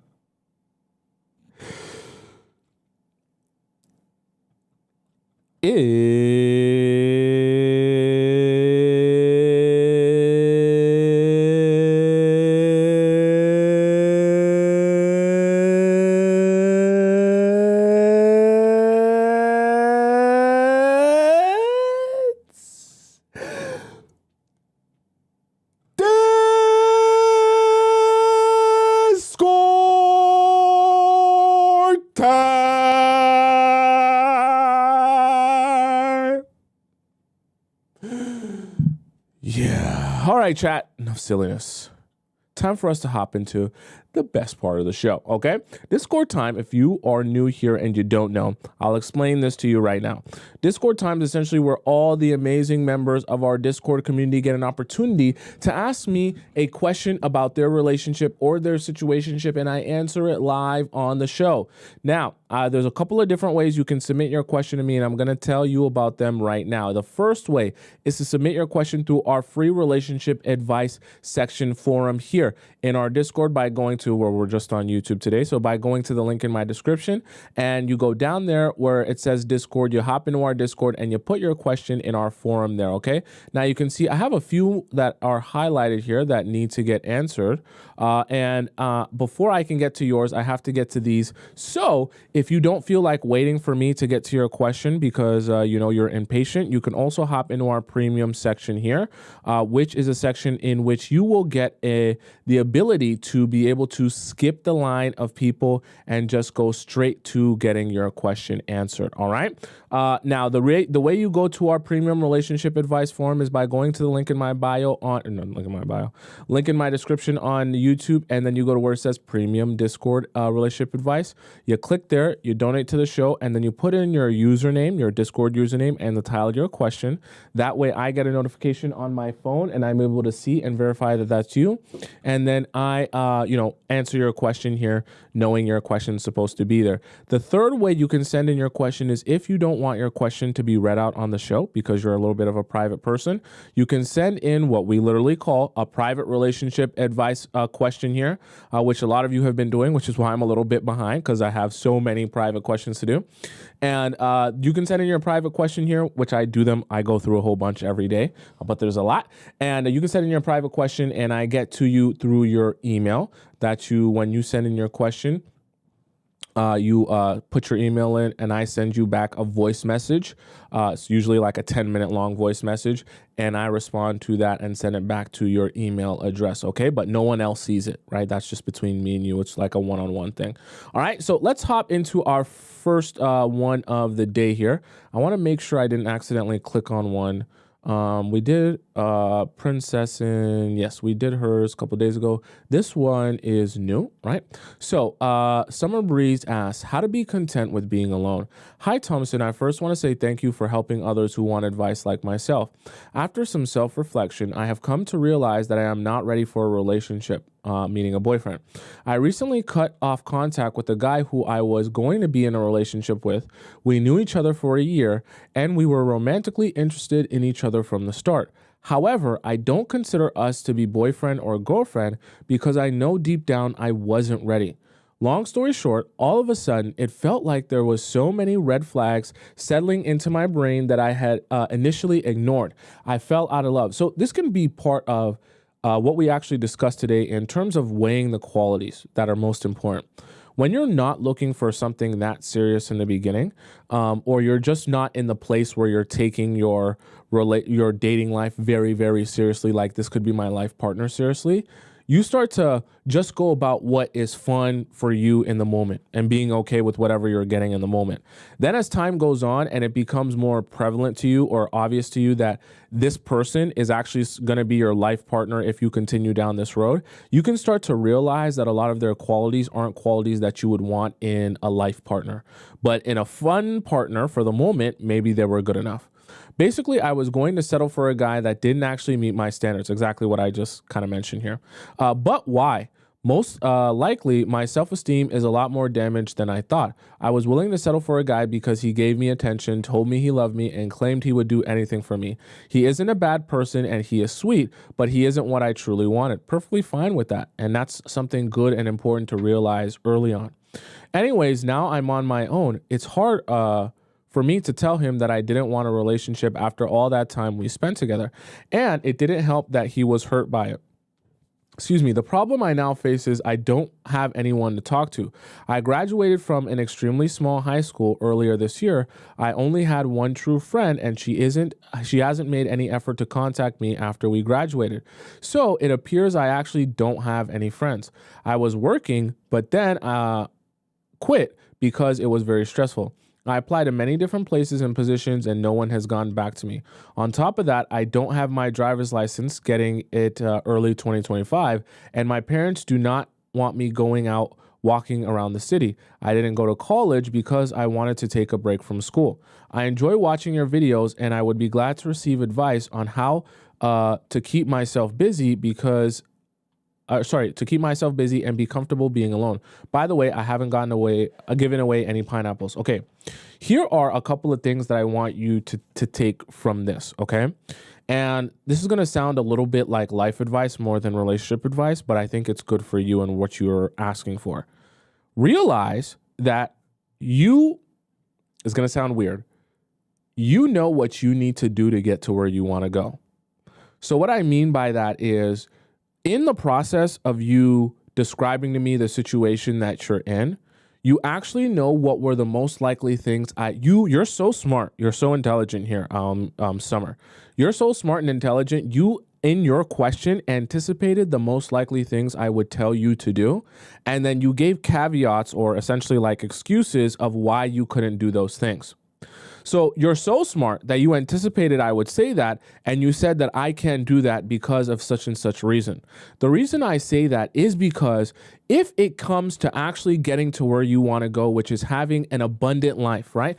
Having a life that's full of happiness outside of just being in a relationship, you know the different avenues in which you can get to that. But what you're doing here is you're essentially cutting off those avenues by saying, I can't do those things because of my specific unique circumstance. No, you can't. The problem is you don't want to do it through that avenue, which is why you're saying I can't do it. Okay, right? Because the reality of it is, right, you've graduated college. So let's assume you're at least 23, right? And you graduated university, and you're in a position, right, where you're applying to jobs. Cool, right? Continue applying to jobs. And your job's not supposed to be the place where you meet your boyfriend, but you get my gist, right? So you can continue doing that, right? That's not, just because you haven't gotten a job now, that doesn't stop you from getting a job in the future, right? So that's one thing, right? You talk about, on top of that, I don't have my driver's license right now. I'm getting it early 2025. Okay, so then that's something that you're working towards, right? Do you have a car for when you get that driver's license? If you don't, then that should also be something that you're working towards. You're probably going to say, well, Tomisin, I don't have a job, so how can I be trying to get a car? Well, you don't have to have the money to buy a car to research the type of car that you're going to get when you get the money.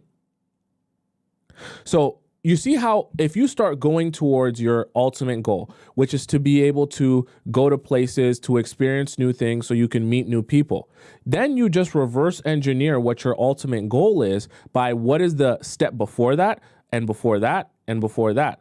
So if your goal is to kind of explore who you are and find your tribe of people, and you're kind of constrained by the fact that you can't go anywhere or you don't have money to buy a car, well, then you have to start working backwards to figure out, how do I get to that step by doing something before that so I can get to that step. So for you, it would be obviously working towards getting your license, and then obviously working towards getting, okay, when I get the license, what am I going to drive?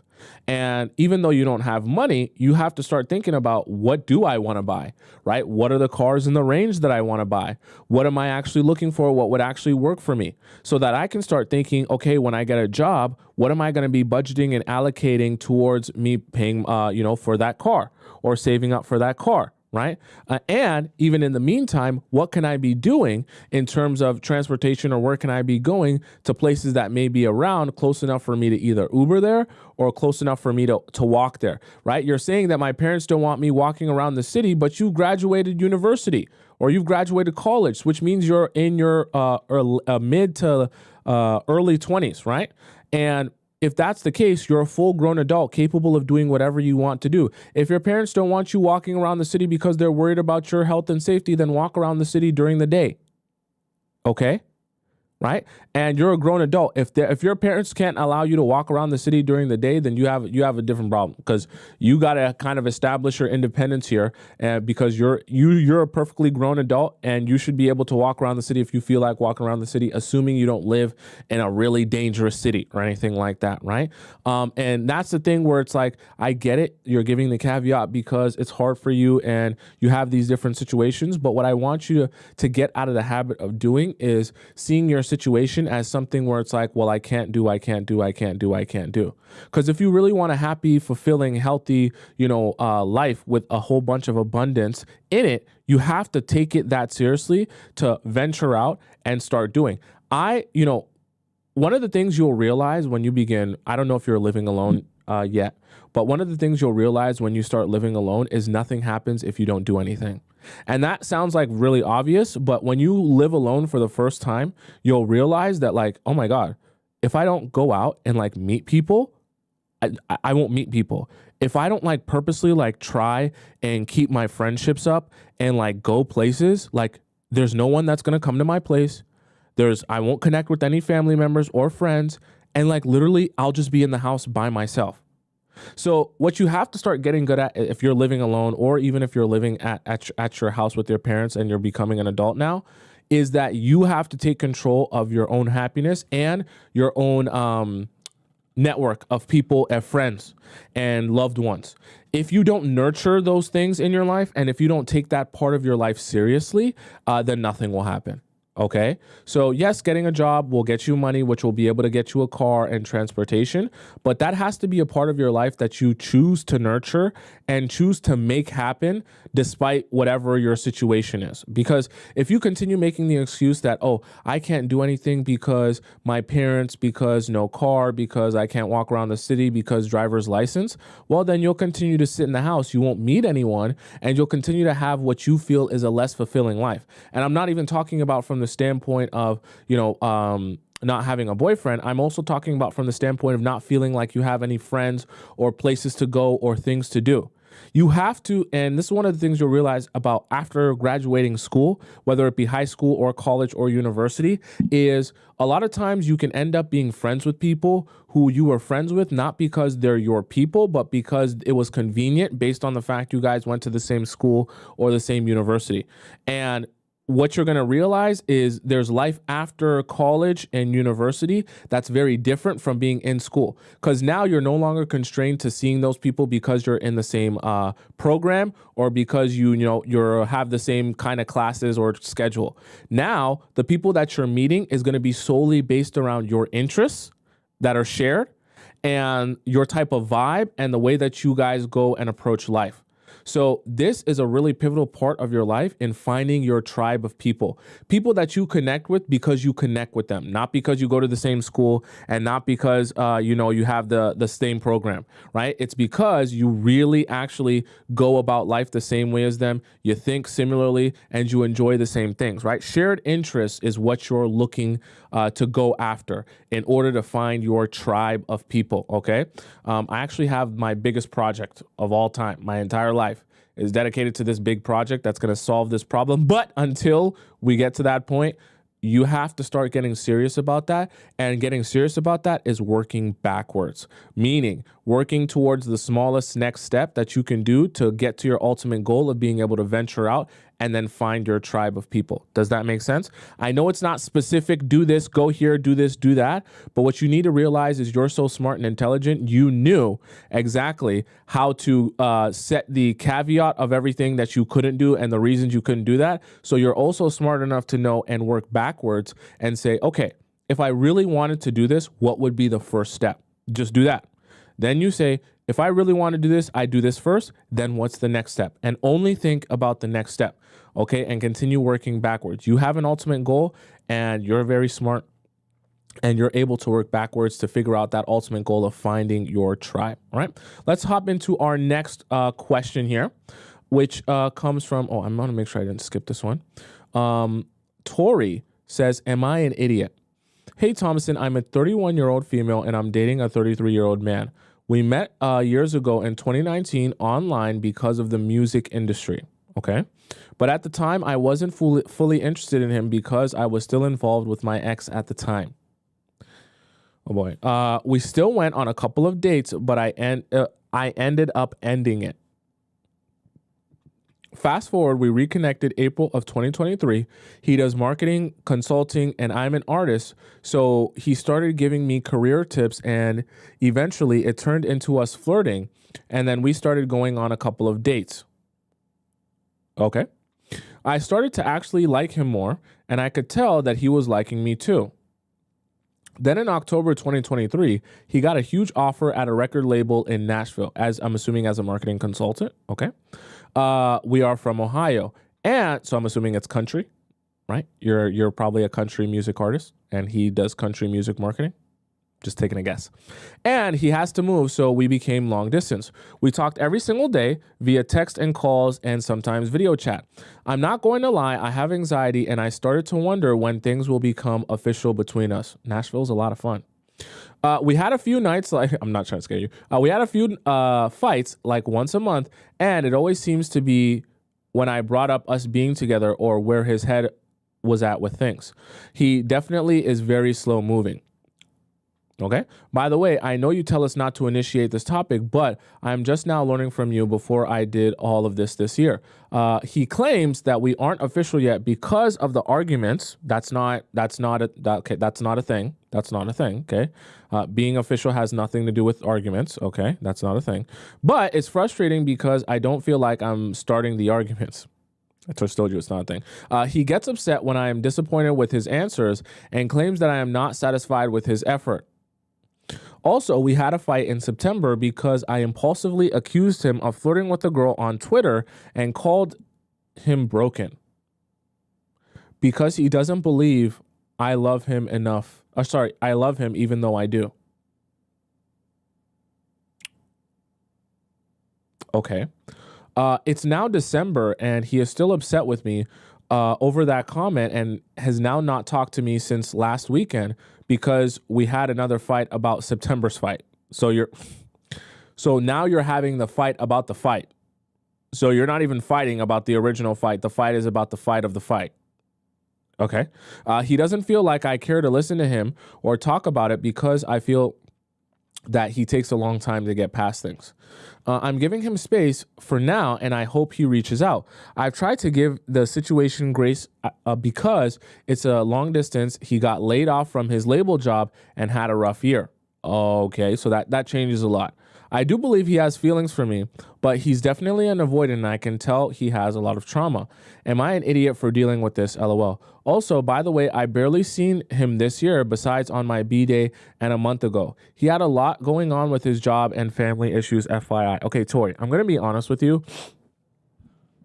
I think that two things are happening. I think one, I don't think that he has... It's one thing to be intentional enough to date you when you guys are living in the same city, right? And you guys are being able to see each other conveniently multiple times a week.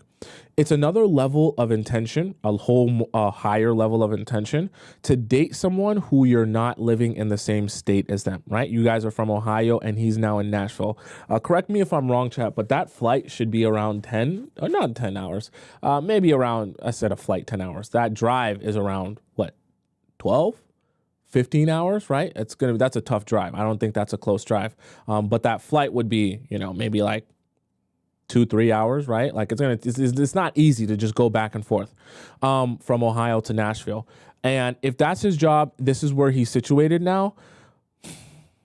I have to be real with you. What is the end goal here for both of you? He obviously is living in Nashville. I'm assuming if he's a country music marketing, person, and you are obviously an artist, and I'm assuming it's all in country, Nashville, that's like the hub, right? So if he's music marketing and he's doing that and he's in Nashville, he doesn't really have any goals of moving back to Ohio, right? Obviously, I'm making an assumption it's in country music. But there is no music scene really in Ohio. It's going to be Nashville. It's going to be New York. It's going to be LA. So, and Atlanta if you're in hip hop. So if there's no scene in Ohio, that means that regardless of whether he has a job or not, he's going to be situated in Nashville.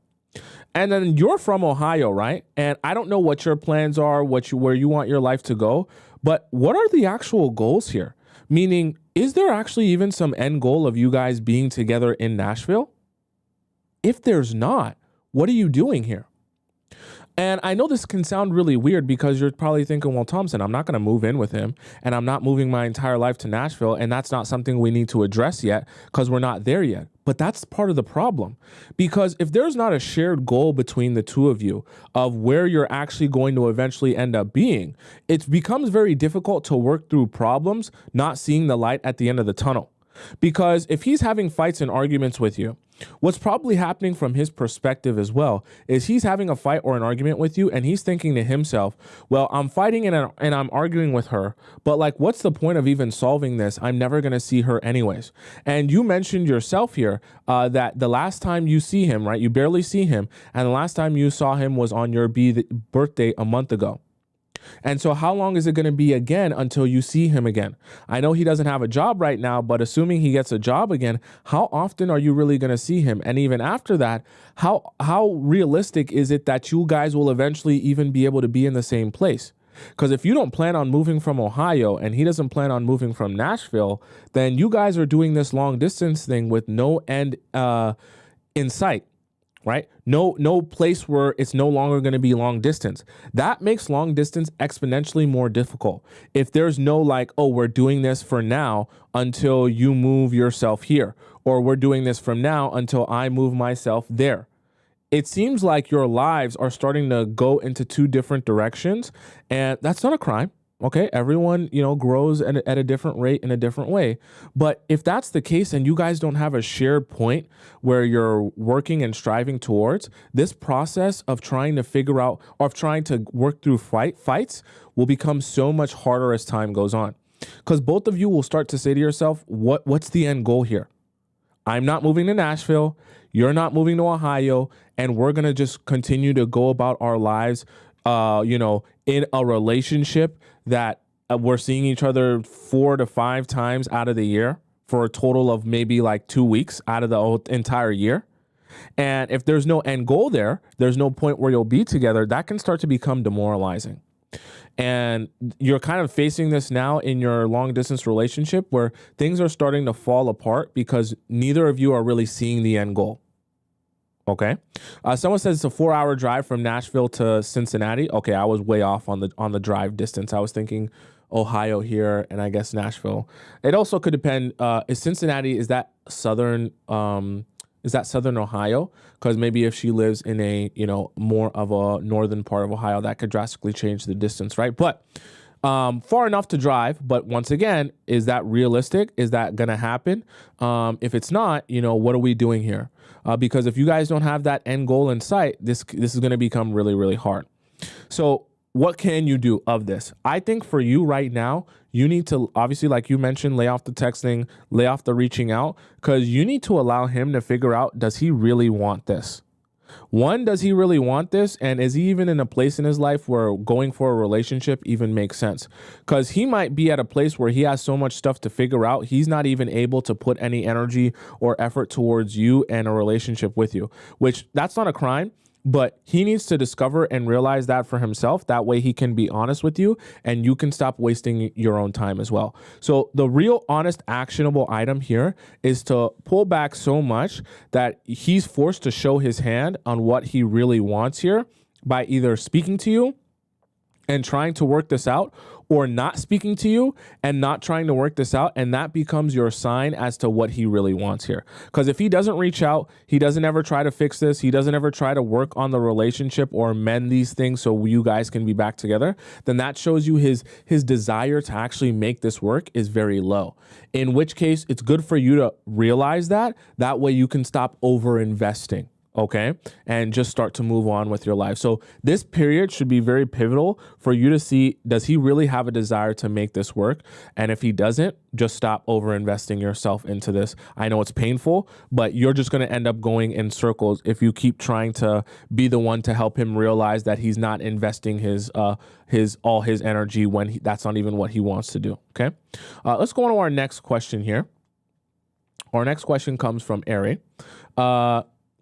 Short, healthy, emotion management. Greetings, Mr. Atobatele. Thank you for using my last name. Your willingness to help us discover the wisdom within us is a miracle. Thank you. I have noticed that most of the things you teach us regarding detachment and healing our broken hearts consist of living our lives with activities, hobbies, and tasks that prevent us from having the opportunity to think about our situations and potentially lead us back to contacting the wrong person out of loneliness or boredom. Precisely. And there's a specific reason I do that, not because I don't want you to feel things, but I know if I tell you guys to just heal, and I just say heal and just sit and deal with it and feel it, a lot of you will end up feeling really bored and lonely and empty. And in that time where you feel that boredness and loneliness, you'll just end up relapsing and going back to the guy because you just feel like you have nothing left to do, right? My question is, since we are acknowledging that suppressing or distracting ourselves from the issue or the state of the relationship will only worsen them if not addressed, what period and method would be the most appropriate to acknowledge our emotions and the halt of said relationship? I also said thank you. I also want to thank you for your advice regarding my approach to friendships. Your analogy helped me a lot, and I've already noticed a difference in the way people show up for me. I'm a bit disappointed though, considering the encounters I ruined with so many women just simply attempting to start a conversation, and it's quite defeating hearing from people from my past again after I've given up on them already. My follow-up question is, if I am viewed as desperate and get rejected by the woman I offer to initiate friendship with, how should I view or respond to the women that approach me asking to be my friend? Though I'm not desperate in my approach, should I be skeptical of those women in case they are? Okay, here, let me answer your first question here. So I don't want you to halt your emotions or not feel them. But there's a magic whenever you're in a really bad place, or you feel like there's no way out, or you feel like there's no version of happiness without that specific person in your life. It's so important to go out and do so that you can show yourself that it's possible and you can have happiness outside of that person. So the reason I tell you guys to have hobbies, passions, and start doing activities immediately is because that is your way of calming yourself down and showing yourself that I am capable of having joy and happiness in my life without that person. Instead of just saying, okay, I'm going to feel this, I'm going to go through it, I'm going to work through it, and I'm going to convince myself through magic and the air that I'm happy and I'm good, right? Then you can start to become a ball of just, where you're just kind of like, oh, I'm happy, I'm good, and you're crying at the same time, not really actually feeling good or feeling happy, right? And you don't actually believe that you have happiness, you're just saying it because someone told you to say it. And I think it's better for you to go out and take action, start doing your activities. That way, when you're experiencing the happiness, you don't have to convince yourself that you have happiness or feel fulfilled or feel abundant. You actually feel that through you going out and doing things, having activities, connecting with other people, friends and family, and feeling that love, feeling that connection, and feeling like you have things to wake up for and things to do. Then when you start working through your emotions as you're going out and enjoying your life, you are able to actually be honest with yourself and say, no, I don't just have to convince myself that I have a good, fulfilling life. I actually do have a good, fulfilling, abundant life. So it becomes like a self-fulfilling prophecy where that becomes your reality because you actually feel that it's true, which makes it easier to have that be your own self-talk, which makes it easier to manifest that, which makes it easier to see that, which makes it easier to experience that. So what I'm trying to essentially do is jumpstart you. Think of me like the jumper cable for a car. I'm trying to jumpstart your battery by getting you out there. That way, once you get out there, I'm not talking about getting you out there and shaking your ass to Sexy Red. I just mean getting you out there and experiencing life, starting to feel love and connection again outside of whatever situation you're coming from. Then your self-talk and all the things that you're going to talk to yourself about having an abundant, amazing life, being beautiful, being vibrant, having love in your life all over the place can become so much easier to convince yourself of after you start doing that. So you got to just start going out and doing. That's why I say to do that, right? Mary said, I can't even shake my booty, whether you can or can't. All right. So the second part of your question there, right, in terms of how do you approach women who are going to be approaching you, because should you be skeptical about them? What I'll say to that is when you are in a position of power, you always get the ability to choose what you want to do and how you want to do it. So what I mean by that, I know in your question when you asked me about being friends with women and their approach to you, and the fact that the reality of it is women will approach you more to be your friend when they see you have that magic going on that they want a piece of. When people approach you because they see you have that aura, that when women approach you, that they see you have that aura, that they want to be friends with you so they can have some of that same aura and be that attractive and be that vibrant, you get to say to yourself, do I like you enough? Do I think you're on my level? And do I even want to be friends with you? And you get the ability to pick and choose who you want to be friends with. You don't have to say yes to everyone, but you don't also have to say no to everyone. But because you're in the position of power, which means you have choices. It's the same thing in terms of men. When you work on yourself so much that you become such a valuable person that men really want to have you as their wife or their girlfriend, you get the ability to pick and choose who do you really want in your life, right?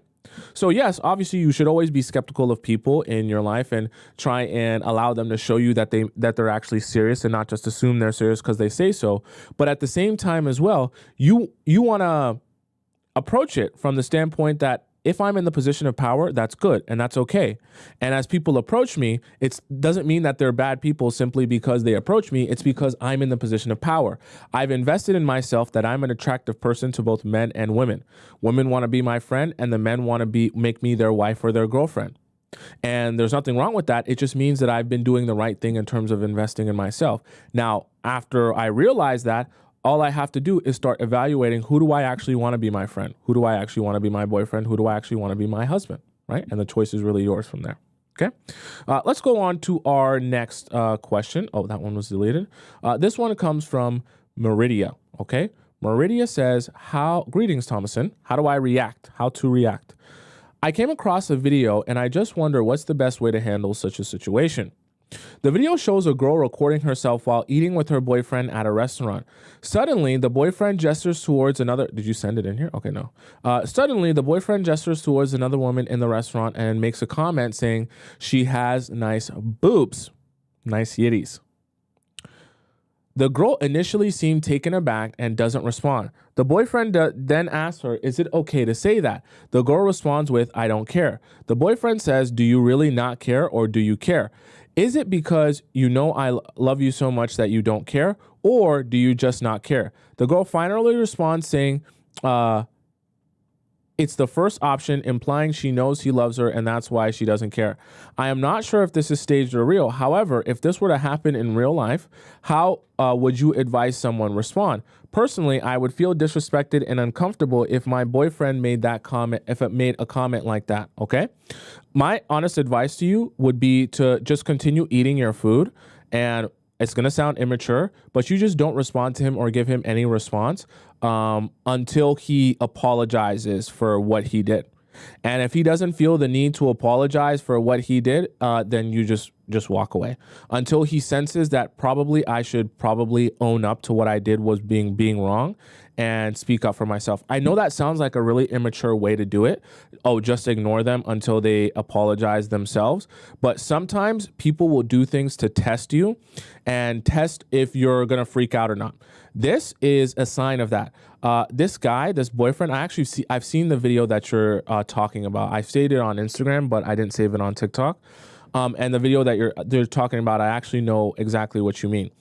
And in this video here, him asking, does that upset you? He wants her to freak out. He wants her to go crazy, and he wants her to give him a reaction that will show I matter and you are desperate for my attention. That's why when she doesn't respond, he literally is asking, why aren't you responding? Why aren't you giving me a crazy reaction? Why aren't you freaking out? He wants her to freak out. So, and I always tell you guys, freaking out for men is good. When you don't freak out, that's bad for them. It's bad for them because they're looking for the freak out to confirm that they matter and to validate themselves. So not freaking out and even totally ignoring him and just enjoying your meal is the best way to do that in my estimation, until he comes up himself and says, okay, clearly I did something wrong. I apologize. I shouldn't have said that. Because think about this. This is what I want you to understand. That guy knows him saying that is inappropriate. He's not stupid, right? Which is why he asked us that, but he knows it. He knows nobody would like that. He's not stupid. He said it to get a reaction. So if she doesn't react and she just completely ignores him, he's forced to acknowledge the fact that he knows what he said was wrong. And if he doesn't and you continue to ignore him, well, then what is he going to do? He's not going to get anything from you. And that's going to be really boring for him. Because no response is actually worse than a response. At least a response you can work with. If that person just shuts you out, I know it sounds horrible, but just stonewalls you and goes cold on you, then there's really nothing to play off of, right? There's nothing to argue about. There's nothing to talk about. You lose the person and you lose your ability to have any sort of entertainment. Now imagine he's just sitting there with you and it's quiet and you're eating your sandwich and he's just there having to eat his sandwich too and not do anything. He's there with you, right? He came there with you. What is he going to do? Just sit there in silence? Eventually, he'll realize the best thing for me to do here, if I want to cut this silence out and if I want to actually go back to enjoying this meal with her, is to just apologize for what I know was wrong of me to say. Because if I choose to just continue sitting here in silence, we'll be in silence forever, and this will be such a boring date. I know it sounds childish, but sometimes you have to treat childish actions with a childish response. And sometimes in certain cases when men test you and are trying to get a reaction out of you, completely ignoring them will show them that they get nothing from you when they do that. Literally nothing. They don't get a response. They don't get coldness. They just get nothing. They just get a blank wall. And if they want to sit there by themselves, not talk to anyone, and just, have to go through just the awkward silence of the entire date, then they'll do that. But if they want to actually have you again, have you interested, have you engaged, then they'll apologize for what they know they did wrong. Okay? Right? And I think that's honestly the best way to go about that if you were to ever be in a situation like that. All right, chat. That's the show for today. I hope you guys got some value out of that. Sorry again, also, I didn't realize this until halfway through that the YouTube chat wasn't embedded in the video there. But don't worry, we'll be working on all that for next week, making sure there are no problems. All right. I'm glad I was able to come on with you guys here, at least no technical difficulties. For those of you who want to follow me on Instagram, my Instagram is just above my head on the top left corner of the screen. I've been seeing all the stuff that you guys been commenting on my pictures and stuff. You guys been messaging me. I see all of them. I can't get to every single one of you guys on Instagram, but I see all of them as much as I can see. And I'm so happy whenever you guys send me a testimony or how things have been working for you and things like that. It's amazing for me to see that when you guys send that stuff to me on Instagram. Okay. And I've even seen some of you guys been tagging me with quotes of things that I've said to you, which is awesome. Okay, that's awesome. All right. For those of you who are wanting to follow me, my Instagram is just there on the, I said top left. So you guys aren't even on TikTok. It's in the link in the description. You can follow me on Instagram. You can also, for those of you who are on YouTube, you're on YouTube, you can obviously rewatch the show. It'll be in my live section after the show finishes. And I also post the edited versions on my main channel for those of you who are ever curious about that as well. All right. If you want to figure out when you can if you want to send me in a question and you want to send me in a personal question, the link is in my bio on here on YouTube. In my description, on YouTube, and you can go in there and send me a personal question, a private question. And of course, you can also send in your question to Discord as well. I love answering your questions. For those of you wondering when to catch me on live, again, I'm live every weekday at 4 p.m. Eastern Standard Time. So I'll be on again tomorrow, 4 p.m. Eastern Standard Time.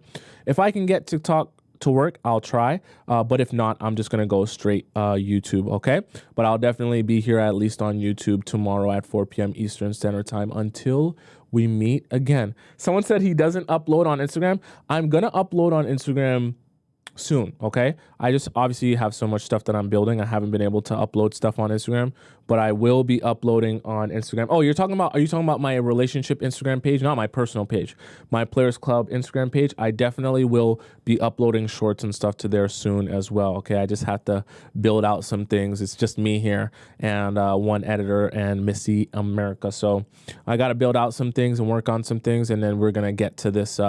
We're going to get to the shorts and all the good stuff, okay? I'll see you guys tomorrow, 4 p.m. Eastern Standard Time. And, we'll have lots of laughs and we'll talk about love, life, and relationships again. Until we meet again, goodbye, arrivederci, adios, sayonara, ciao, salam, hasta la vista, bon voyage!